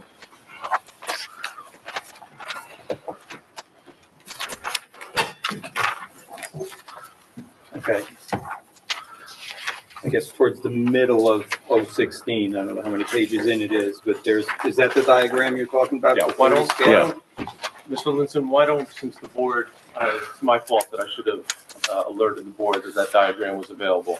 So rather than you pointing at A 2.5, why don't you just go right down the property line? You start from where you want, start from the street or start from the back and tell the board what trees are at issue for you. Okay, I'm not a licensed land surveyor, but I had a 100-foot long tape. And so I was able to measure in from the street curb. And that's where you find these 3 Japanese maples that are healthy and in good condition. Going from the curb, 101.75 feet, we come to the center of this 22-inch diameter Norway maple tree. And it appears to be on the line with the center of the tree on the seller's property. So then proceeding further to the far corner, that's where we intersect with the Norway maple, the Norway spruce, and the yellow poplar. So in between, it's a hedgerow of mixed vegetation, not really formal, but effectively screening between the 2 existing houses. The landscape plan is a little disturbing in that Mr. Chairman, he's not a landscape architect. He can talk about the trees if he Talk can. about the trees in the landscape. Right, so he can, and he can talk about the characteristics of the trees and how they may affect the new seller's property. I don't have any objection to trees. He talks about the landscape plan, and I've Well- seen it before. I have a concern concern if he goes into other materials. Well, he's got his trees and we didn't, he is an licensed arborist, and I don't know exactly what that encompasses, but we can ask him. I want to talk about a particular species of tree that is listed on the landscape plan. Okay. And that is the emerald green arborvitae that is proposed as a hedge between the driveway and the wall along the seller's property line. Now, Rutgers puts out a brochure saying landscape plants rated by deer resistance. Now, interestingly enough, the emerald green arborvitae is listed as a, let's see, here it is right here. They call it frequently severely damaged. That means that if you plant it, the deer will come. So it's really not an appropriate species to plant for screening purposes. And also that particular area, it's only about 3 foot wide between the driveway and the wall. The wall's 3 foot high. You'd be planting maybe in gravel, but emerald green arborvitae is very sensitive to drought and winter damage. So it's a highly exposed location for that species of tree. I'm not aware of anything that really is going to be able to be planted in that very narrow area to provide the existing screening to the existing level that we have at this time. So basically, that pretty much covers my critique of the proposal. You know, it's just there's no way that you can plant landscaping that's going to provide the degree of screening that presently exists between the two properties. Landscaping and screening, not trees. Well, screening it with the arborvitae gets eaten away, that's screening. That's true, but the So blanket statement of there's no way. Well, you can bring that out on cross-examination. I hear his contesting of my credentials, but I currently review all the landscape plans for the city of Summit and Nutley Township, and I've seen you at BMS. I've seen you in action at BMS. So at any rate, I'm not a landscape architect, but I know what works in the real world, and not all landscape architects understand that trees need soil. You're not just buying a container of detergent off the shelf. You have to know what works in the real world, and I don't believe that this hedge of emerald green arborvitae is gonna function in the real world. And Mr. Linson, you, in your March 11th, 2024 report, we've referenced this diagram that you did, and you listed the trees that were along that property line, some on the applicant's side and at least one right on the property line. And will any of these trees survive the construction of the addition and the construction? Not as it's proposed. They would all have to go. Okay. And there was some talk with respect to one of the larger trees that somehow the root system would be protected with building a wall in some specific fashion. Do you recall that testimony? You're referring to the installation of a lintel in that wall, which would not require excavation for a footing. That can work in some situations. We do it a lot with curbing on public streets, but you have to realize there's 3 foot of fill going to go on top of that. I measured the width of the. Which tree are we talking about? We're talking about the 22-inch diameter Norway maple that's on the property line. So I measured the crown spread of that tree, the furthest extent of the branches, and it's 57 feet, which puts 28 feet, onto the 40 Springbrook Road property and and 28 feet onto the seller's property.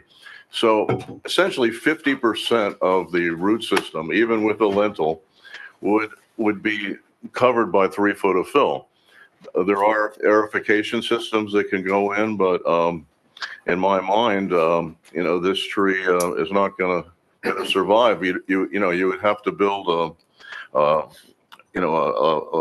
semicircular wall around the tree, staying away from the trunk of the tree.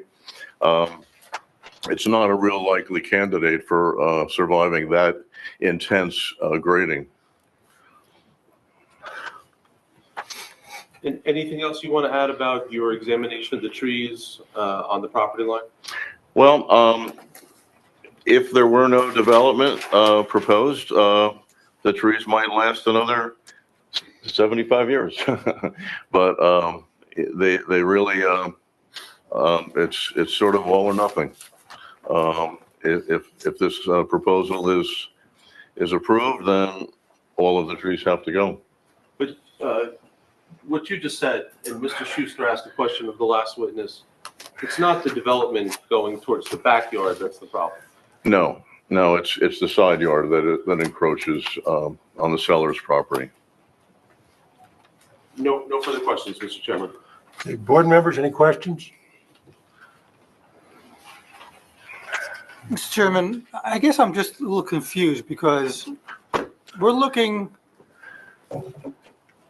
the landscaping is one thing and the construction of the home is something else. So the home, the garage is, 6 feet closer to the property line than the zone allows.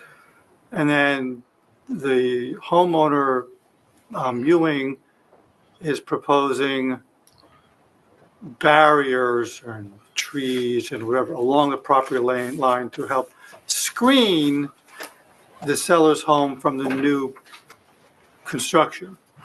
So I certainly agree that we would like to make sure that whatever built there survives, and that screening exists. And maybe there's alternatives to what's existing proposed now. I don't know that the screening itself, well, I guess it could be a detrimental part. I'm trying to figure out to what extent the screening issue affects the whole application. I guess I'd be willing to ask you that question and to pose that to the other board members as well. I don't even know if this is a time for that. The screening of the garage and pool house, there will be sufficient soil mass to support landscape material, and 15 to 20 years from now, they'll provide some decent screening of that facility. The problem is that the hedge between the driveway and the wall is the soil area is so small that it's such an adverse environment for almost anything to grow. So that's my concern. If the applicant were able to pack enough soil in that part of the property to do exactly what you're saying, any type of tree could survive it. What from your professional opinion, is there a particular type of tree or? Well, generally, you want to stay about 15 feet away from a tree in terms of grade changes. Just because of the spreading of the roots? Yeah, so there could be some encroachment within the drip line of the tree, but not 50%. And so the tree that sits smack dab in the middle, according to your. Yeah, it's right on the line. It's right on the line. Yeah. And you write the words here, it's in jeopardy. There is no plan right now to remove that tree, is that correct? That you know of? I don't see how that tree could survive. I didn't see an X on it on the plans, but you really can't can't build a wall on So top your of a tree. opinion is, even though it appears that the tree is not going to be removed, it may not survive the type of construction that's going to occur on the Well, the property? thing is too, that tree, you know, Mrs. Sellers has, it depends on the shade of that tree. She has, her Understood. landscape material is shade tolerant.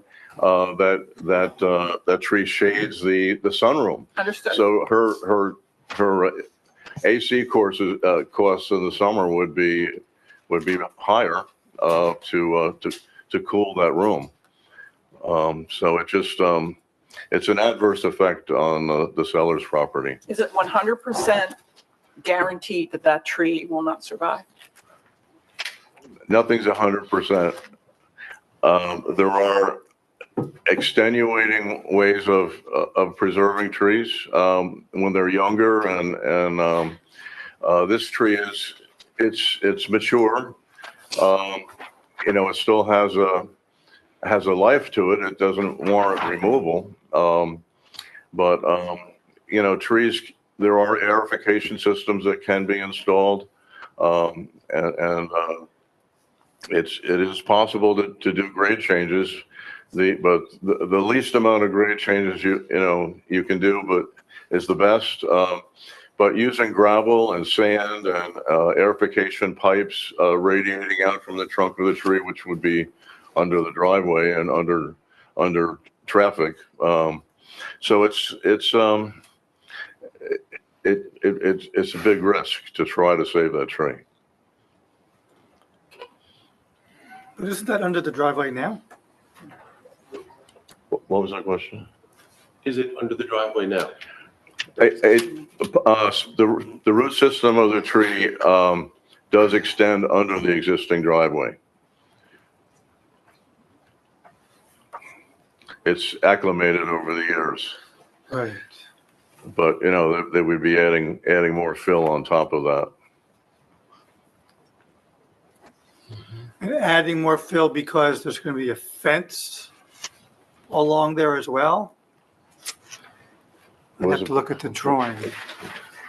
He's asking why there's going to be more fill because of the retaining wall? They're building a 3-foot retaining wall on the property line. So that's why there would be fill, and I presume it's to provide a more even access to the garage pool house to meet that elevation requirement. But let me ask you this. So you said, you know, the probability is that there is 52 feet of root structure going. Right. It's a mature, healthy tree. So if part of that is destroyed, right, there's still enough root system in there to keep the tree thriving. Yes? Because we're not going to take away all 52 feet. Extenuating circumstances. I mean, I've designed a system where we put 2 foot of fill around a tree, and you know, 15 years later, the tree's doing fine. But you need expertise to implement that. And would you be able to design a similar structure for this tree? We don't. Could you design a system? Could you design a system for this tree? Well, or would you just say that you shouldn't encroach so much into the side yard? Let him answer the question. I would rather see the driveway stay further away from the tree. Well, of course, I think we probably all would. You know, because if the applicant were not seeking a variance on the side yard setback, they'd still be facing this tree. They'd get their construction permit for constructing the home, and they'd want to put this retaining wall up, and it would be doing something with the tree. And the owner's landscaper didn't raise this issue, and so this is sort of the first we're hearing of it. And so if they weren't seeking a variance for anything else, but they still were building the project, would there be a way to save that tree?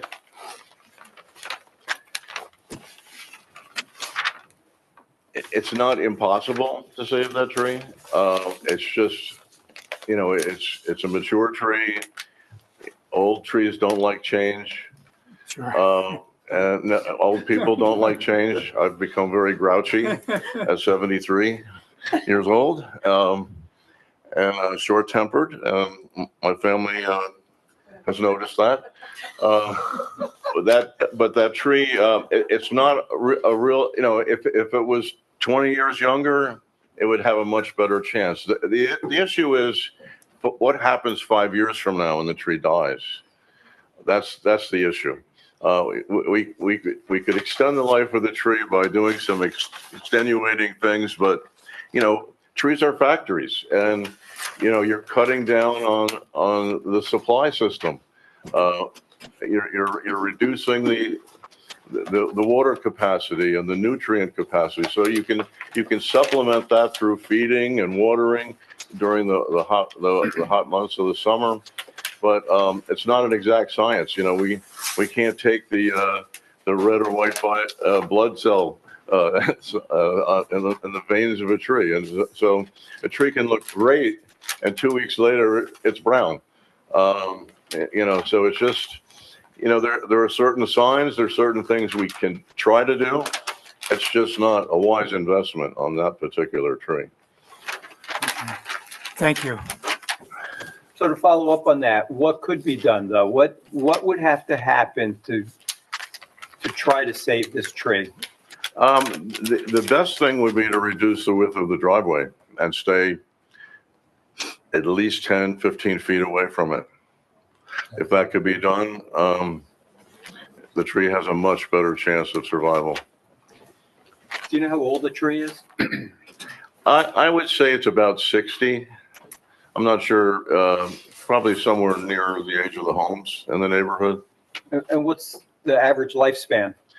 A Norway maple can go 100, not much more than that. A sugar maple a little longer, but they're basically, it's pretty much nearing the end of its life, normal life. So to put additional stress on it is just going to accelerate its decline. I have a question about sort of additional stress that you bring that up. Did you indicate earlier in your testimony that 27% of the crown of the Norway maple extends over 42 Springbrook Road? So there's 27 feet of the canopy that goes. Yeah, we talk about the drip line of the tree being where the active roots are. Sometimes they go beyond, sometimes they're restricted by rock or wall or gravel. So whatever the soil conditions are, but just theoretically, we look at the furthest extent of the branches and go straight down and measure that distance and say that is the area where the most active root system is. And in terms of the life that's going on up in the canopy, if there's 27 feet that's extending over onto 42 of the applicant's property, and based on where the proposed construction is going to be, wouldn't some of that canopy have to be sheared off anyway to support the implementation of the proposed development? Again, there may be low branches that would be interfering with passage on the driveway. I didn't actually look at that, but you don't want to do a whole lot of crown reduction pruning. You can cut back branches by about 20% to make the tree more compact. But more excessively than that, and you're really cutting into the tree's ability to survive. Because when I heard that, So you don't want to cut all the branches off on one side of the tree. I would imagine not. But when I heard about the 27 feet of the crown extending over above the applicant's property, that's where we're. I was assuming that some of that is going to have to be sheared off to sort of. Some of those branches will have to come off. I presume, but I didn't look at it from that perspective. I didn't go on to the 40 Springbrook Road property itself.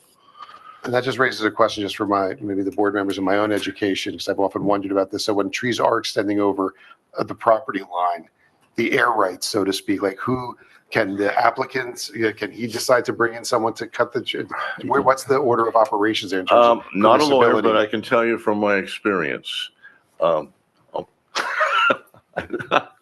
Well, to the fact that it's only his experience, and he's not a lawyer, I'll let the board hear. Right. If you cut a tree back so severely that it dies, then, you're liable for the value of that tree. And it could be a lawsuit between two neighbors.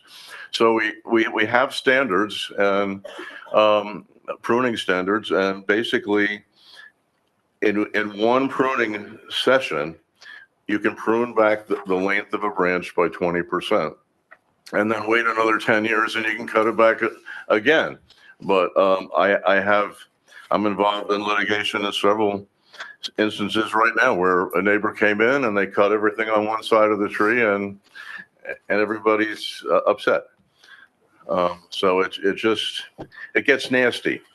It gets nasty, but there are the American National Standard A300 has pruning standards, and if you stay within that, you're fine.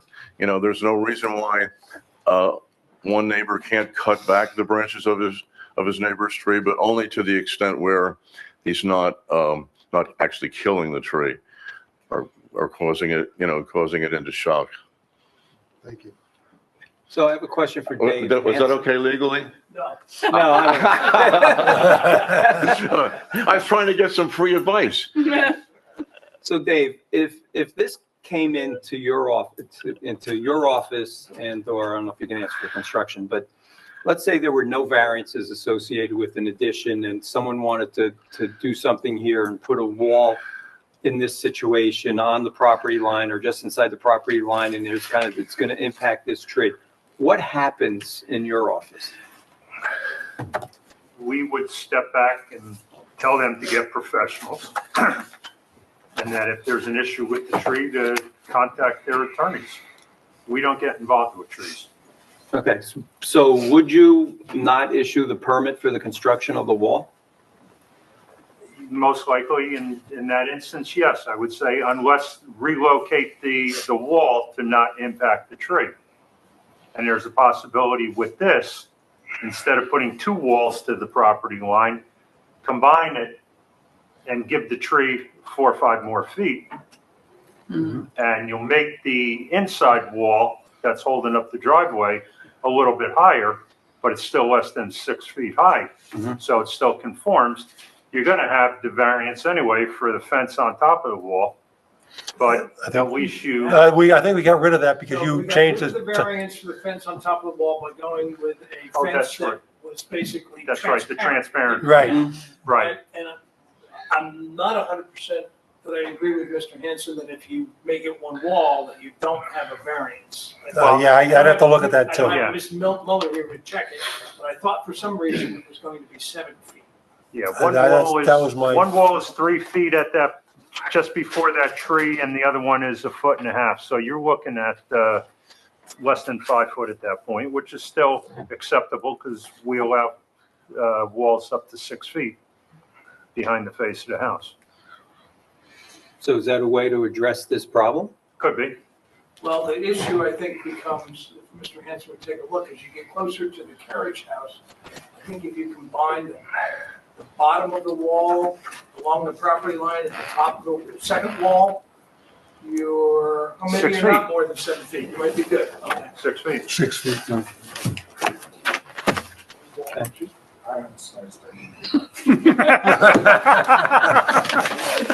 I love that answer. Okay.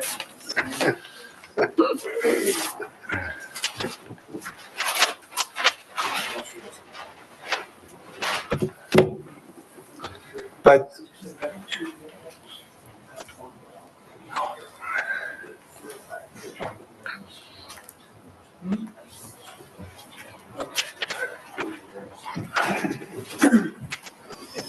if that's something the board at the end of the hearing and we get approval and the board wants to have us go in that direction, we can have a single wall.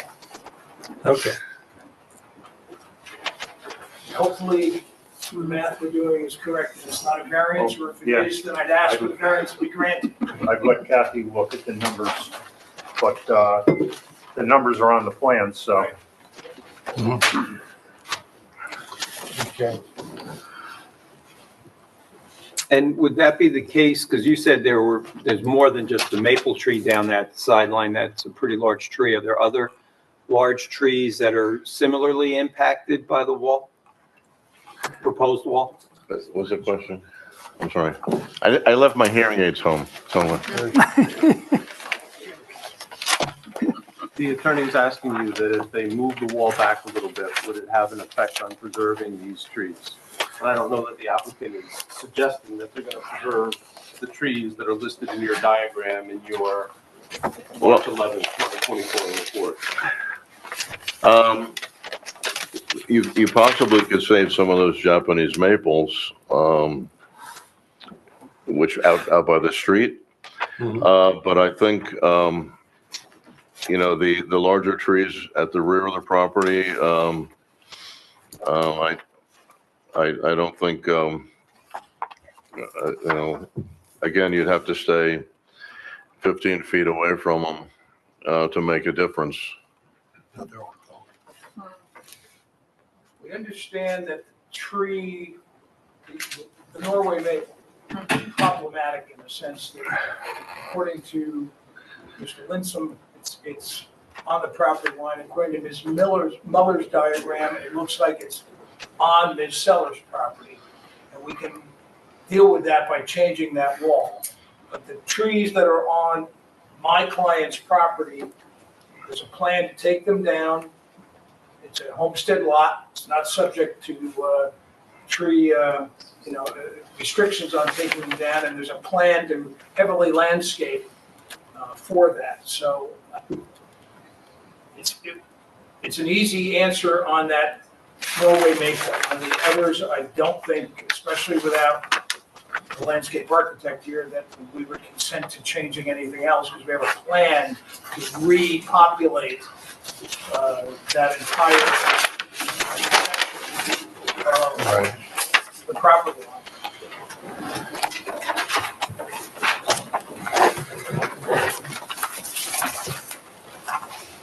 Okay. Any other board members with questions of this witness? Any members of the public with questions of this witness? If so, come up to the microphone.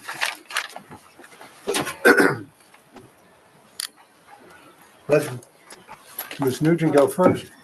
Oh, she's deferring.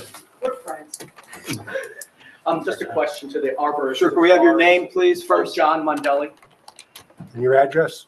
11 Carton Road. Okay. Just the viability of all trees, considering the reduced sunlight in that area with a 40-foot structure right next to it. Could anything grow that would provide adequate screening? Excuse me, can I have your address again, please? 11 Carton Road. Thank you. Well, if you're looking for trees that are going to be 50 feet tall, that's one thing, but there are many species that are shade tolerant that provide screening. And then, I mean, there's deciduous trees and there's evergreen trees that are shade tolerant. So there's wiggle room in answering that question. There should be trees that of species that would be comparable to the shade of a building. And I believe we're talking about early morning sun on the cellar side of the property. So there should be a number of hours of daylight that would support trees.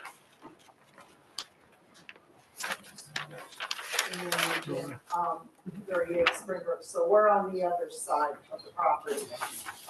One of the things that the landscape architect has proposed on our side is also emerald green arborvitae, 12 of them that she claims will give us privacy screening from the pool. But that also is susceptible then to the deer. What will that do to the privacy screening? Well, with deer, you would be losing the lower branches on those trees for the first 6 feet. They would. And they're only she claims they're going to be sheared to maintain 6 feet. Well, there would need to be fencing to protect them from the deer. The deer can be very resourceful. They climb stairs, they go through gates. So when they're hungry, they'll find a way. I think it would be better if they explored a different species that the deer would be less likely to browse on. Okay, thank you. And then she also has proposed 5 green giant arborvitae. Are they also? The deer are less likely to be a problem with them, and they grow pretty fast. And That was my other. that's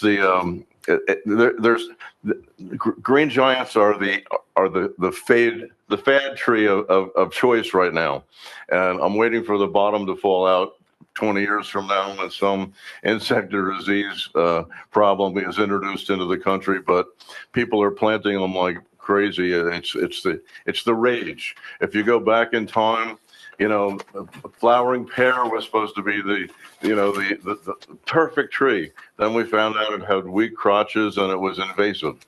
So whenever you plant a monoculture, but if planting three green giants would be fine.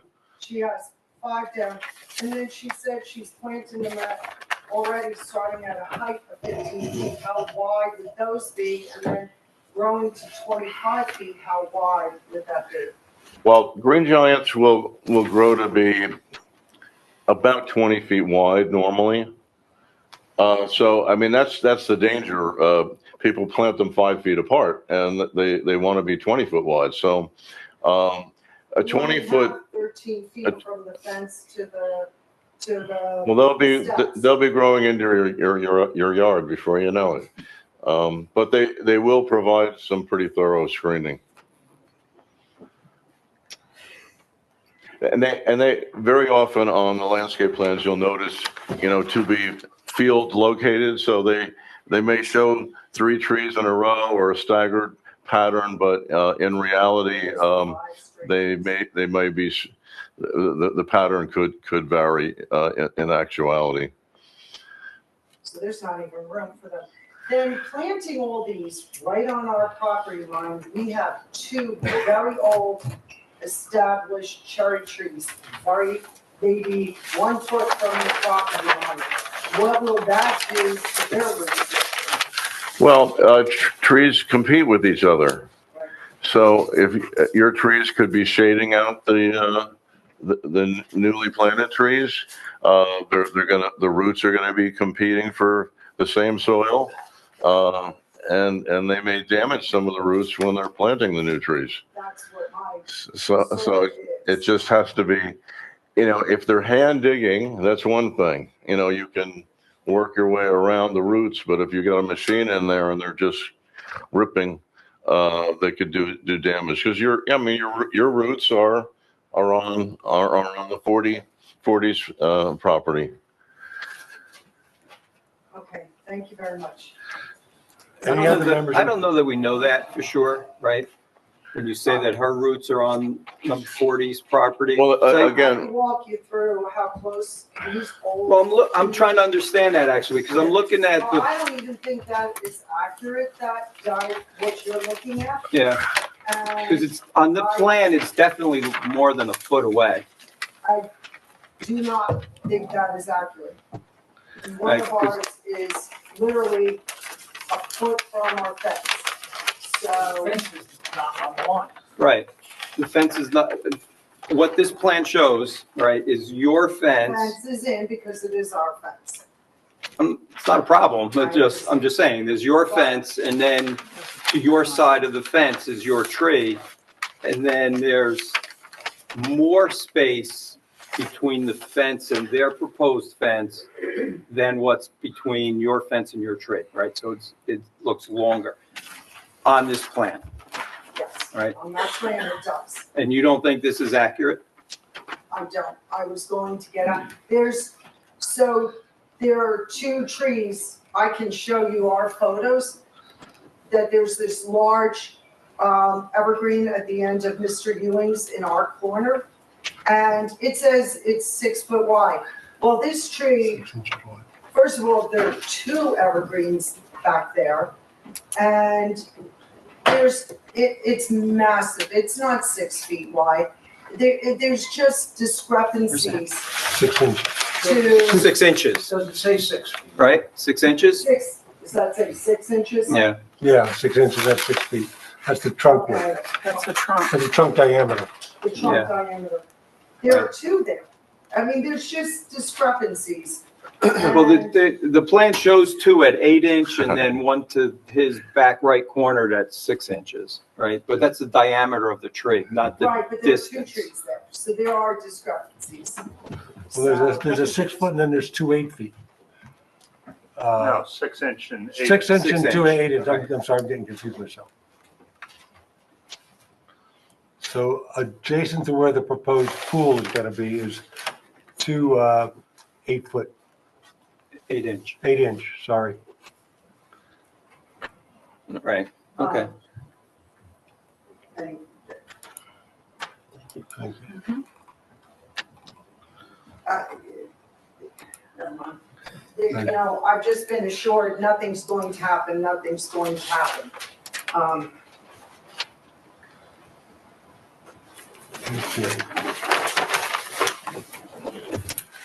Any other questions from members of the public? Close the public portion. Counselor, any other? No, Mr. Chairman. Okay. Okay. Mr. Chairman, I just wanted to ask one question, just so I'm 100% clear on this. All the trees, Oh, sorry, come on back. I can answer. No, come on back. Why don't we let the witness testify? Yeah. Nice try, John. Judge, yes, go ahead. so I'm clear, all the trees except one that are proposed to be removed are on my client's property. Yes. One, the other one, that one, the Norway maple, is either on the line, you're not sure, or it's on Miss Sellers. Right? There is an iron stake that's right up against a tree that is, I assume a surveyor put it in. I don't know. I didn't put it in. Okay. But it looks to me like it's like 60-40 or 55-45.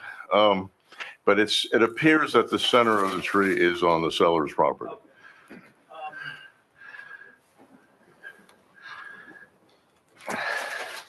And if Ms. Muller located that tree, the center of the tree, on Ms. Sellers' property, being that she is in this surveying engineering field, not unlike you, would you defer to that conclusion? Muller is the landscape architect. But she's the engineer. Yeah. Again, I'm not a surveyor, but wherever the center of the tree is, it is, whether she's not a surveyor either. She's a landscape architect. No, she's not an engineer. That's right. She's a licensed engineer. Okay. All right. Well, she might be a surveyor. No. Yeah. She's a licensed engineer.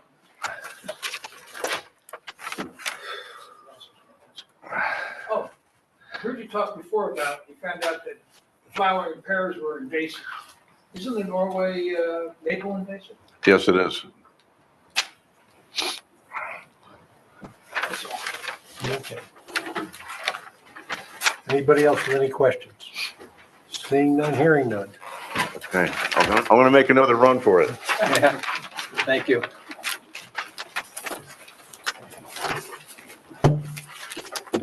So Dave, what do you have left? I don't know if Mr. Urson's done. Mr. Urson, are you I am rested? Okay. What do you have left? We have Josh Mackoff, our appraiser, and that's it. It's almost 5 to 10. Are we gonna finish this tonight? I don't think so. Then we got public comment. Yeah. We're gonna have Yeah, public no. comment, which might take a I while. discuss it. And then we're gonna It would discuss. be nice to get the appraiser done if I may, because we've made him a couple times to come here. All we're gonna have left is public comment. Maybe we get him in, Mr. Chairman, if we have to come back. I'd like not to. but So at if least I'd like to we get the things done. appraiser in, then you guys would be in position to sum up. Right. right? And we'll do whatever public there might be, and that would be the next meeting. Although the public already gave. They did, but we've heard additional testimony, so, they can kind of have a second bite a little bit. So, we'd have some public testimony perhaps. We'd have you two guys sum up and vote at the next meeting. All right, so why don't we put them on and let's get going. Okay. Thank you.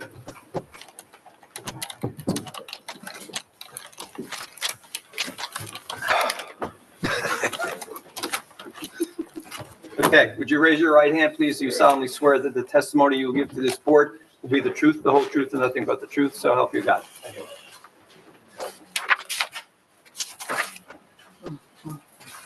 Okay, and your name for the record, please? My name is Joshua Mackoff, Spell your last name, please. Mackoff. Thank you, Mr. Mackoff. Mr. Mackoff, could you fill the board in on your experience? In fact, I realize you sent me a CV. That's your CV? Yes, it is. And Mr. Chair, if I can, I'll hand it out and he can go through it, but I'd like it in the record. Okay, Sure, that's going to be A13. thanks.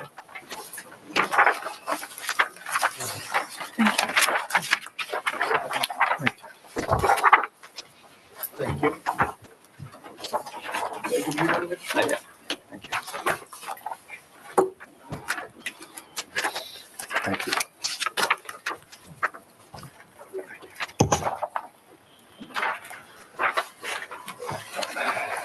Mr. Mackoff, the board has your CV, so they have every detail, but if you could hit the highlights, so to speak. I am a state certified general real estate appraiser. I have been for close to 30 years. I hold an MAI designation, which is presented by the Appraisal Institute, which is an advanced degree in real estate appraisal. I'm experienced in appraisal of all types of properties. I have appeared before boards and testified in court. We will accept your credentials. You are an expert in real estate appraisal. Thank you. Mackoff, now that we've got that under, show the board what you did to prepare to appear here tonight and give testimony. I have attended, this is my third hearing on this matter. So I have been witness to the engineer's presentation, the architect's presentation, the planner's presentation. I have seen the exterior of the subject property, and I have done some research into the more recent sales of homes in the Springbrook neighborhood area. Did you look around the neighborhood in addition to seeing the exterior of the property? Yes, I'm familiar with the neighborhood, both from recent inspection and living in the area for over 30 years. Could you then summarize for the board in terms of the house and the neighborhood, what you observed? Springbrook is a well-established neighborhood. It's a very desirable neighborhood. The homes are lovely. They're all generally in good condition or above average condition. The values in the neighborhood seem to be well-established through a fairly active market over the past few years. Most of the homes that have sold over the past 2 years have sold quickly and for more than the listing price. Some of that is obviously because of the neighborhood's desirability, and a lot of that is just in this current market. There's such an imbalance between supply and demand that there's just far more demand than there is supply. And the reality is there's no new homes being built in this area, so I don't foresee that changing in the near future. I think there'll continue to be a strong market and values of homes will continue to increase. When it comes to the subject here and its remodel and enlargement, I think that a home that is 90 years old is probably, nearing the end of its economic life, and it's in need of updating, and both to meet market standards and just to maintain the home's value, as is probably so with many of the homes in the neighborhood. It's a typical cycle in real estate. As far as how it will affect the neighborhood, I believe that the upgrade of this home will bring up the value of all the homes in the neighborhood. And that goes because the way homes are typically valued is by comparison when they sell, and they're compared to on a square footage basis. So a newer updated home will sell at a higher price and probably at a higher price per square foot, which would then be reflected in the sales of other homes in the neighborhood. The argument that the enlargement of this home would be detrimental to the value of the neighboring homes, personally, I don't agree with it. I think that the main criteria when homes are valued are location, age, condition, the number of rooms, its functionality. Those are the issues that I think buyers look for.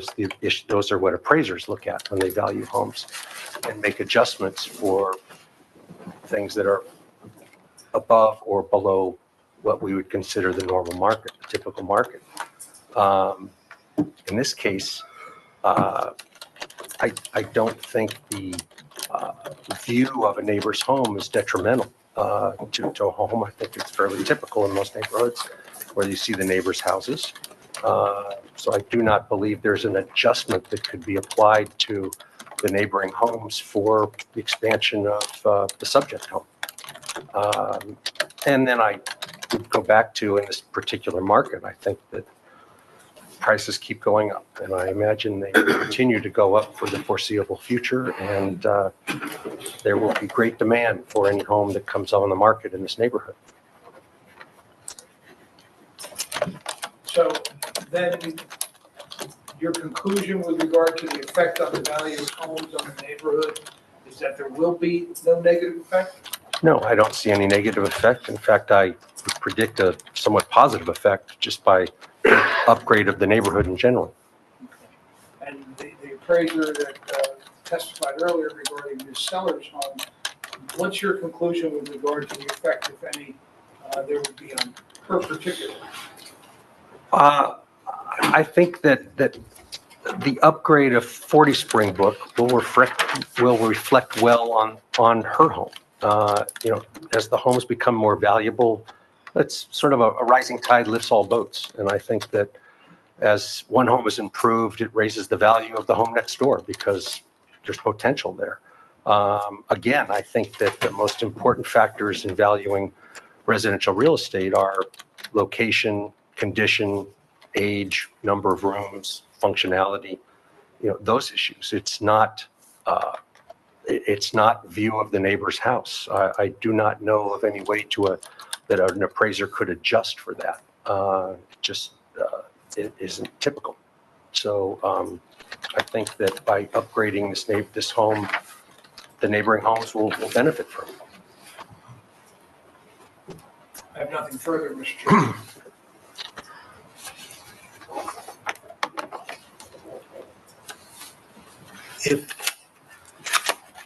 Let me see if I can get this stated correctly. So you're saying that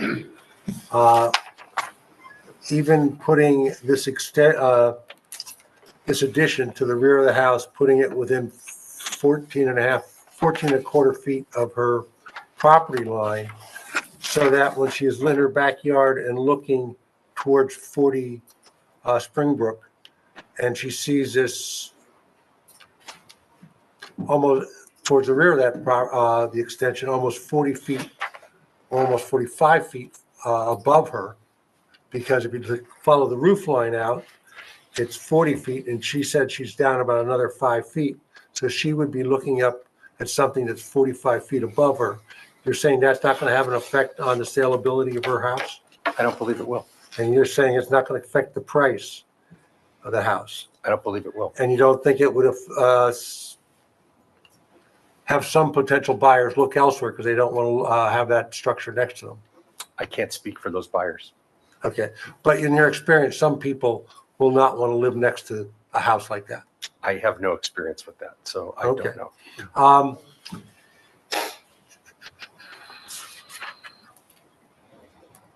if she put an addition on her house and put it within 14 feet of the property line and built a similar structure, would it have an effect on Mr. Ewing's property? I think it would have the same effect that I described. It would have, his expansion will have on her property.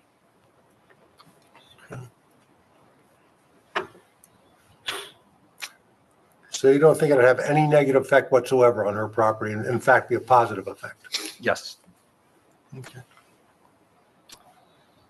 Anybody else with questions? Counselor, any questions? Mr. Mackloff, your testimony is largely based upon the fact that in your profession, you use comparable sales in order to judge the value of property. Yes. And in a neighborhood, if a house is upgraded and has fine finishes and is top of the line, it'll get a higher value per square foot. Typically. Okay. So your opinion about the higher per square foot value may be generally good for the neighborhood. Yes. Okay. But the question that the chairman was asking you, that's where you don't have any evidence. You can't cite any example, any analysis, any calculation where a significant encroachment into a side yard has no impact on the value of the house. No, I can't. Okay.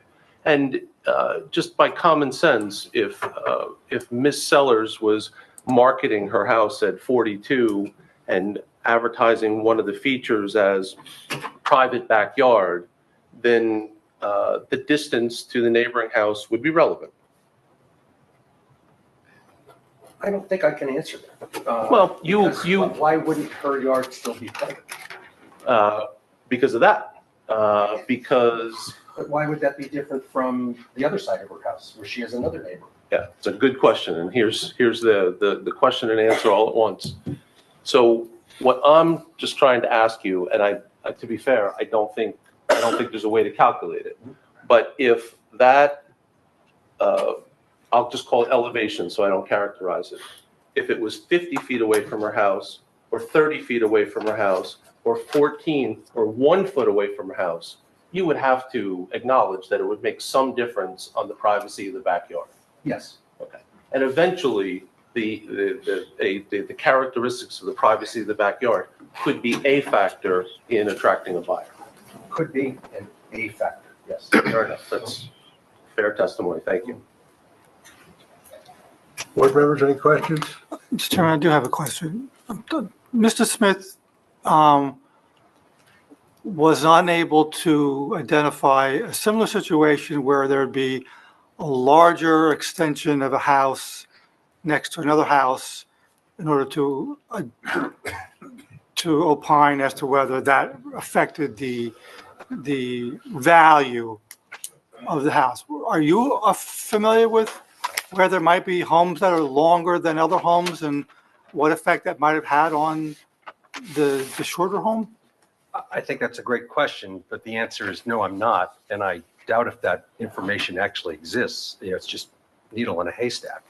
I think one of the complicating factors, which is part of the answer, is that in this market where prices keep rising, it would be very hard to discern any detrimental effect, to actually isolate any detrimental effect in a situation like that.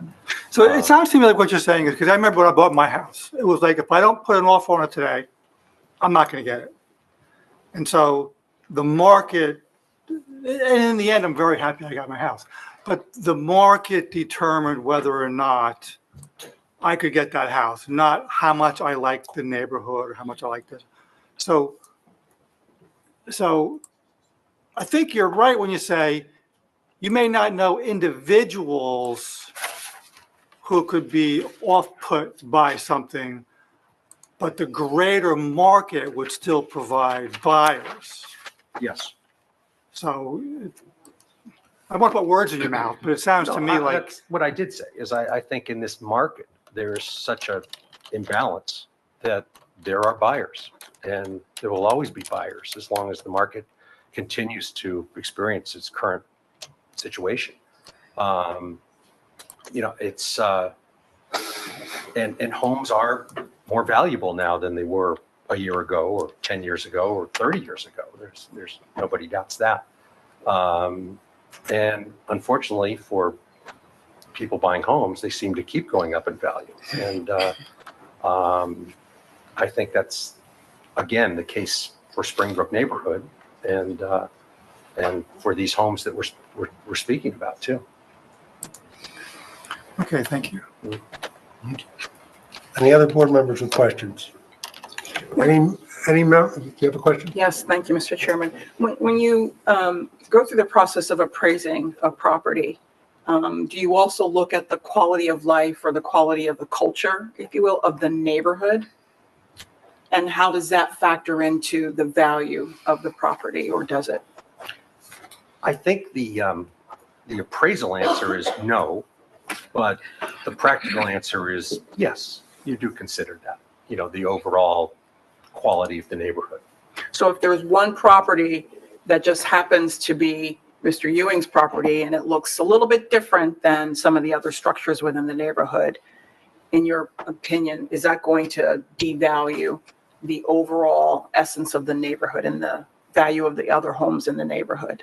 No, quite the opposite. I think that the improvement of this house will make the rest of the neighborhood look more valuable also. And think about the opposite situation. If Mr. Ewing's house were derelict, I think we'd be having the opposite conversation. People would want it to be fixed and upgraded and brought up to date, because it was affecting the neighborhood in a negative way. But in this case, I believe that his plans are positive, and that over time, we see neighborhoods like this that are older, where house by house they get upgraded, as people buy them and make changes to their taste.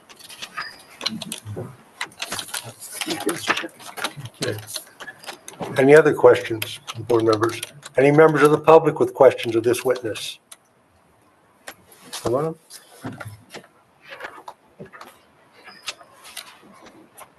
And your name, please? My name is Kerry Matthews. I'm the resident at 15 Windsor Way, directly behind Michael's home. One of the things about owning a home, as I've always learned, was that my mom told me you should always have a roof over your head. Here in home ownership, in the capacity that now it kind of fears me in terms of it seems as a business, expenses and market values. One of the thing is, This is questions only. question? Yeah. Okay. Has anything been considered in terms of the taxes of homeowners, specifically retirement people that lives in the neighborhood on retirement income, in terms of preserving their place in the community? Have we looked out for other people instead of prices of homes, home values decreasing and increasing for people that cannot afford higher taxes on property? I don't know how. Unfortunately, I'm not an assessor. Yeah, and that's not really his testimony. You can ask questions about what he testified about. So you talk about market values and prices of homes and things like that. What happened to the taxes when someone builds a home for $6 million or $4 million property? Does my taxes go up or stays the same? Again, I'm not a tax assessor. I'm really not qualified to answer that. I cannot ask the question, so. Okay. All right. Any other members of the public with questions? Mr. Nugent?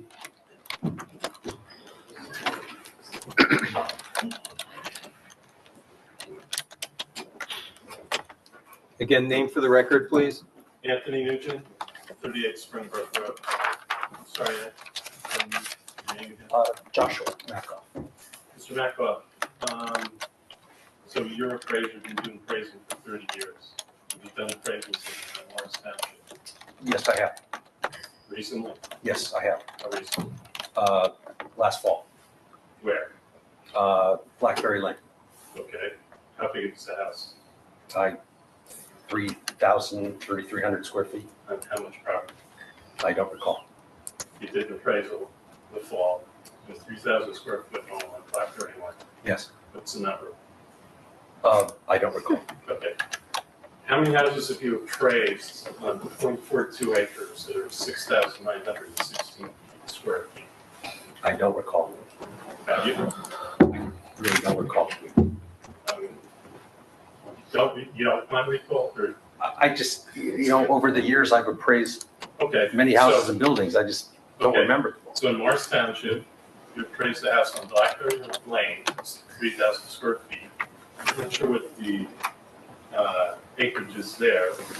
It's a little more than 0.42. If I'm looking for a house, I've lived in 5 homes now. If I'm looking for a house today, I don't want to live next door to an monstrosity that's 6,900 square feet on 0.42 acres. So you're telling me that my value is going to go up because of a 6,900 square foot home? Or I'm going to have a buyer who's going to be willing to pay more than I think my house is valued? I don't think that's a fair question. I can't answer whether you're going to pay more than you think your house is worth. I don't think that's a fair question to ask me. Okay. Let me give you another. How many residential appraisals have you done in the past 12 months? 6. 6. Is that a lot? No. No. Pardon me? Not in the industry. I've done 6. I don't really know what other people do. 6. What towns were there? Morris Township, Mendham, Burnsville,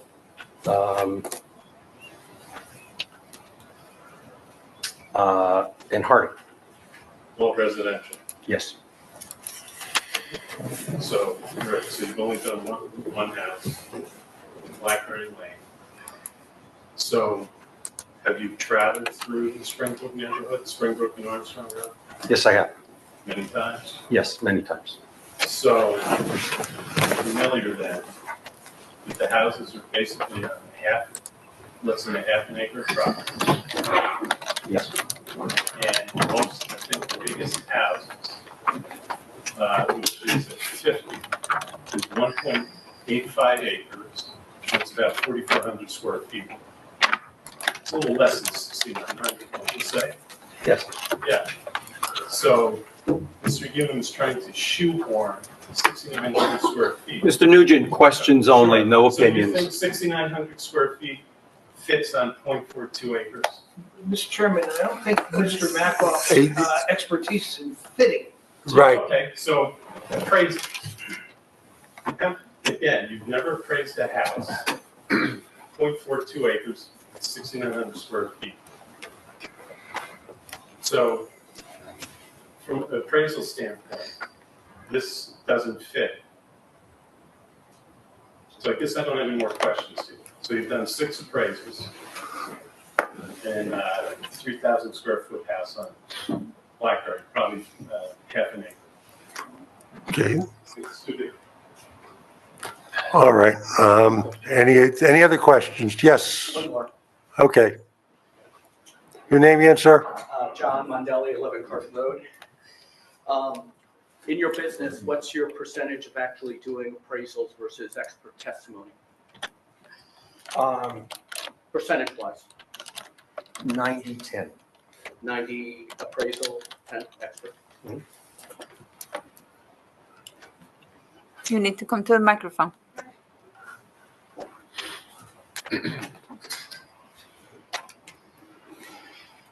Hi, Ann Langen, 52 Springbrook Road. So my question is this, as an appraiser, if everybody does this kind of thing with their yard, if you walk into a room and you see you have this large portion of the property covered with house and stuff, does the property value start to go down? Because to me that starts looking like Staten Island. What do you think? In this market, no. Thank you. What about in a different market? I mean, the market's not always doing what it did in the last 3 years, right? So what about a more, call it normal market or even a down market? What happens then? I believe that the upgrading of the neighborhood would create value for the neighborhood. I can give you examples of other neighborhoods that have gone through extensive upgrades and remodels. I mean, I don't know their specific names, but Florham Park is, if you drive through there, there's just, they've torn down tons of homes and built very large homes, almost property line to property line, and they're very valuable. And Summit is similar to that too. I think that Springbrook is a neighborhood that I think is very desirable and would maintain its value even in a market that's not as strong as this. Okay. Any other questions? Seeing none, hearing none. Oh, wait, we got one more. Your name, sir? Alex McNamara, 52 Springbrook. So I heard you say earlier that the home is older and it's now end of life. Is that correct? It's nearing the end of its economic life. It's nearing the end of its economic life, and yet it had an addition about 12, 13, 14 years ago. Yes. Have you examined the house in detail inside? No. Have you looked at the outside? Yes. Have you looked at the pictures before the house was owned by the current owner? Yes.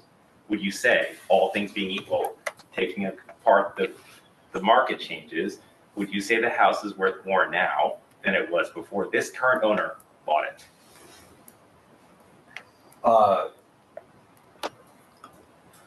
Do I think the house today is worth more than when he bought it? Yes, under his ownership, if you take away the market conditions, the condition of the house compared to when this person bought it, what is your opinion of the home? And I can give you specific examples why I'm asking this question. I'm not sure I understand the question. Okay, well, before this current person purchased the home, the slate roof was immaculate. It was changed frequently. Every year, somebody went up to that house and changed out the slate. These shutters are falling off. They're completely destroyed now. The house was in excellent Chairman, shape. now we're getting to Yeah, testimony. well, he's setting the predicate for the question, so I'm going to All in allow. predicate. It's all in the predicate. So you said you were aware of the house before he purchased it, and it's now. Did this, under this person's ownership, has the value of the house gone up or down? Taking away the market. If you saw a house without shutters that were ripped apart, or a roof that's been clearly neglected for 4 or 5 years, what would you say? I'd say I can't really answer that without doing the proper research. But the house is end of life after an addition 14 years later. Thank you. Okay. Any other questions from members of the public? Close the public portion. Anything else? No, Mr. Chairman. Anything? Okay. So we got to get a new date. And you're going to be away in April. Unless we move it up. Or we can do that. Right. What do we got in March? Only have one minor application, So What's that date? what's that date? March 24th. Yeah, just saying 4 weeks. Yeah. February. Right. So you can make the announcement. Okay. All right, so for members of the public, this here, well, let me ask if the attorneys are going to be available March 24th. Does that work for you guys? Yes. Okay, thank you. Yes. Okay. So for members of the public, this hearing is concluding for this evening. It will continue on March 24th in this room at 7 p.m. There'll be no further notices from the applicant. And just, we're going to have Get like, an extension of time, please. Yes, I'll send some. And just to confirm, so where we're at is if there's public comment, and then, John, you would go, and then Dave, right? And then we'll be done and we'll vote that night. There's one other thing on the agenda right now. It's a really small thing, so Okay. I think we can conclude, okay? oh, we're going to be without Mr. Hans? No, we'll still have Mr. Hans. No, we still have Mr. Hanson. Yeah, he's good through April. Yeah. I'll come back from Pennsylvania for the April meeting. Okay. I'm gonna close this meeting. I'm gonna close. Beautiful. I'm gonna close this. I'm gonna put it on the Right. application. Right. Listen, yeah. Right. Okay. Is there anything else we need? Yes, our report, annual report. Oh, I threw it in there somewhere. Good. Italy? If I find my copy. Are there any comments, any additions? Excuse me, Excuse me, we're still in session here. We're still in section here. Please take it into the. Please go outside.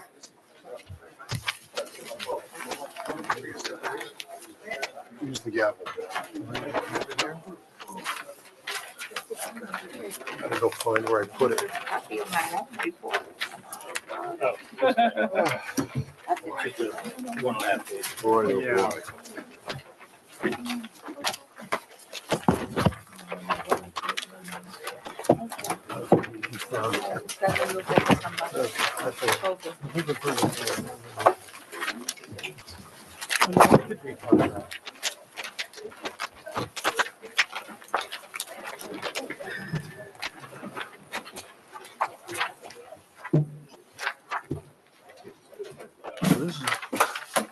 So the Ewing case is the only one from 2023. The Ewing case is the only one from 2023 still going.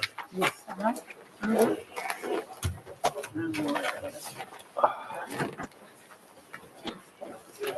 Okay. Month from tonight, right? Right. I read it too. Yeah, I did read it. All right. Sounds good. Anybody have any additions to Any the? Oh, additions? here, I found mine. I look for my, any additions, modifications, alterations, Modifications? Anything? supplementations? Recommendations. Uh-huh. Yeah, we did make that one change about the experts. Yeah. But other than that, I think it looks good. Hold on. Go ahead. If 8 cases were concluded in 2024, I'm sorry, where are you? number one, Okay. At the conclusion of 20, there were 9 pending cases filed in 2023. 5 for C variance and 4 for D variance. 8 were concluded in 2024. So of the number, we had 9 cases. And 8 were concluded, then we have. Ewing, which is the ninth, is still the going. Bullet point number 4 says Ewing from 2023 is still going. Mhm. So I mean, we could move that up if you wanted to. Into that paragraph. And, if- Yeah. So if you took that sentence, number 4, Number 4. just omit the number and put it up at the end of the. Of number 1. Number 1? Yeah. At the end of number 1? Yes. Yep, just part of Okay. that paragraph. All right, and eliminate number 4. Okay. hold on, but 8 plus 17. is And 17 new cases were just, Those are brand new. in Filed in 2024. 2024. so there's, so how many do we have a holdover to 2024 to 2025? How many do we have left, carried over? From 24 to 25? That's not on this report. Just Right. this one. So we had 17 new. This is from 23. Right. Right. So we had, No, this is the report for 2024. Right. Number 1 is from 2023. saying that there's 9 holdovers and we got rid of 8 of them. The other one is Mr. Ewing's. 17 new cases were filed, so So does there's, that mean there were 2 holdovers from 2024? no, 8 were concluded. So we had 1 holdover from One. 2023 and that's Mr. Ewing. Mhm. His application was filed in 2023. I understand. But Eight we were have seven- concluded- Okay, then we let's have go back. The 2023, we had 9 pending cases that were carried Into 2024. into 2024. Right. 8 of them were concluded in 2024. Okay? So we only have 1, which is the UN application from 2023.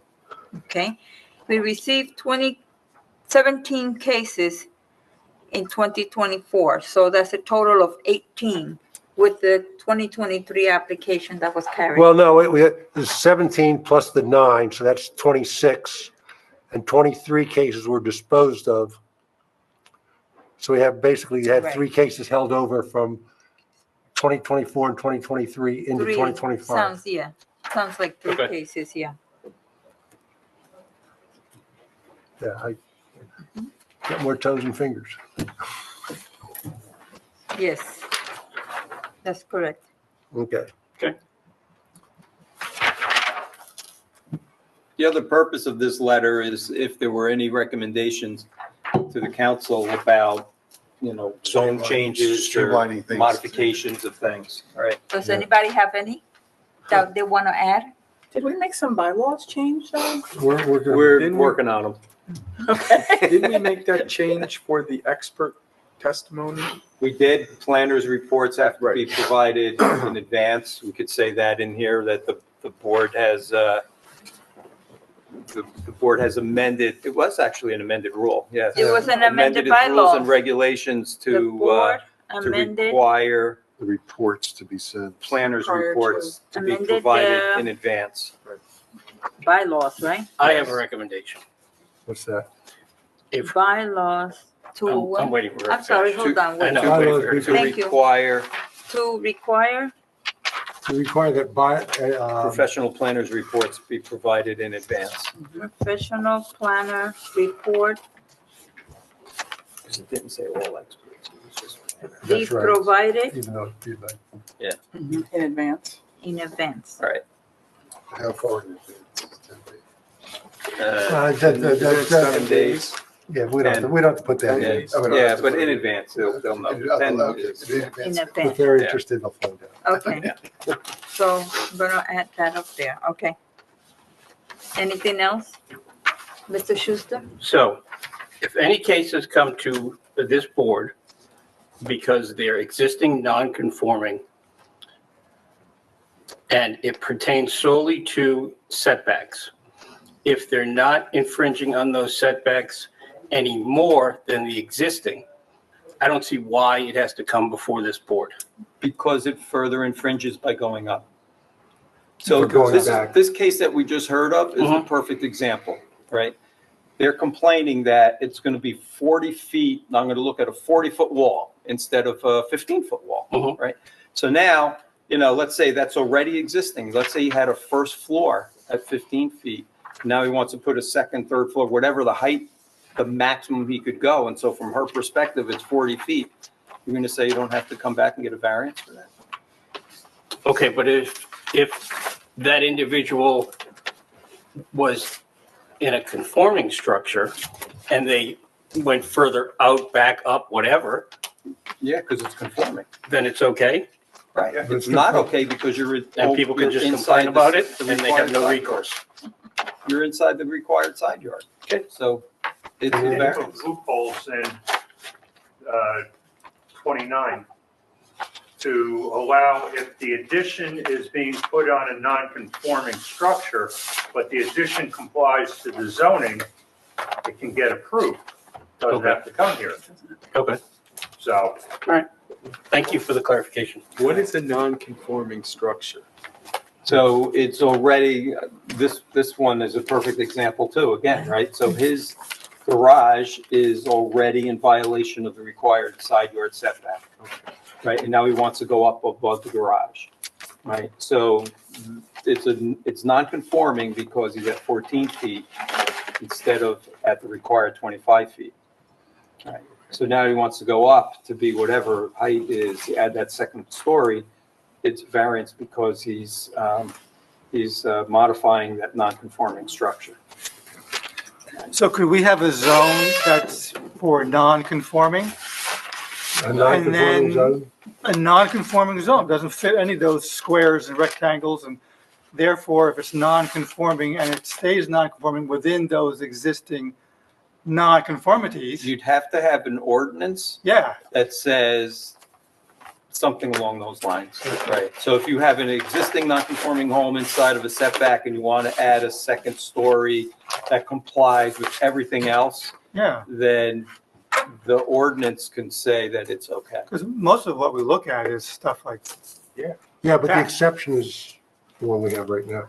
well, this is not an exception because they're adding Right, a adding- garage. But, Right, yeah, he's going further down. He's right? going further out, right? but, Yeah. Well, Richard's example about, if somebody had like just a garage back there and suddenly they want to put the, Taj Mahal back there.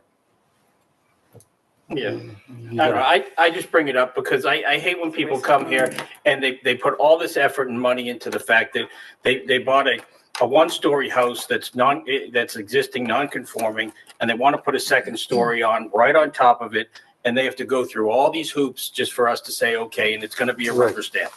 Right. That's what I'm Right. getting at. Right. I don't we think it's fair to understand. them, and I don't think it's fair for everyone that's waiting for an opportunity to be in front of this panel. You could put a recommendation in this annual report to, recommend an ordinance modification, right? An ordinance change that would address that to make it, a legal modification, if you will, right? As long as it's within the four corners of the structure. But, still, there's always that issue of what is the effect going to be on the neighborhood? Because some neighborhoods, like, everybody's non-conforming and, all you're doing is putting something on that everybody else has on there. Other times, you're going to be putting something on there that might be completely out of character with the neighborhood. And therefore, we should retain that right. I mean, it is an inconvenience to these people. It does cost them some money, but they're putting the money, it's a Yeah. small drop compared to the. I just think renovation it's going to continue to get worse because you have small homes and there's a shortage of inventory, and people are going to continue to come in, buy small homes and want to make them bigger. Right. We understand that. So maybe we should have two separate boards that can meet every 2 weeks, and we can get through everything quicker. That's right. volunteering. Yeah, you're going to volunteer for both? Oh, absolutely. As long as they're not special meetings, I'm good. Even it's like we see an occasion, just they're adding a portico. right? You don't have that one? And that's the whole application. Yes. Is, like if there was a way to fast track that. You actually have something in the ordinance, right? Or is it We just to do. cover stairs? Like he was just talking about porticos. Sometimes Yeah, portico, we gave the 5-foot waiver to Right. because we had a run of porticos that were 48 feet, 47 foot, where 50 foot was required. And you guys passed a 5-foot exemption ordinance. Yeah. Okay. Yeah. Not you guys, Right. the council, but yeah. 45 feet. If the house is at 50, they don't have to come in for a variance for the 5-foot portico. Like we had one earlier today where he wanted a portico, but he also wanted to extend the back of the house out. If he That's just why he's wanted- in. He had a bunch of stuff going on. So if he just wanted the portico, he He would. wouldn't have been here. That was just one of like 5 variances. If that house, Right. if that house that we heard today had been put on that lot square, you wouldn't have heard it. Yeah. Really? Oh, the one The on, fact that that house was Montauk. skewed on the property threw everything off. everything off because everything was either 3-4 inches under or 3 or 4 inches over on setbacks. If that house could have been squared up, it would have been fine. I'm thinking the minor changes on the front porch, moving the stairs, maybe we wouldn't have issued it wouldn't have required a variance then at that point because it was part of a repair and an upgrade. Do you agree? Yeah, I remember the distance, but if it, there's the 5-foot exception, you're saying it falls within that. Yeah. Okay. Okay. Yeah. That's good to know. Thank you. All right. See you next month. Motion to adjourn? Is that appropriate right now? Yep. Second. More than appropriate. Yes, we're adjourned.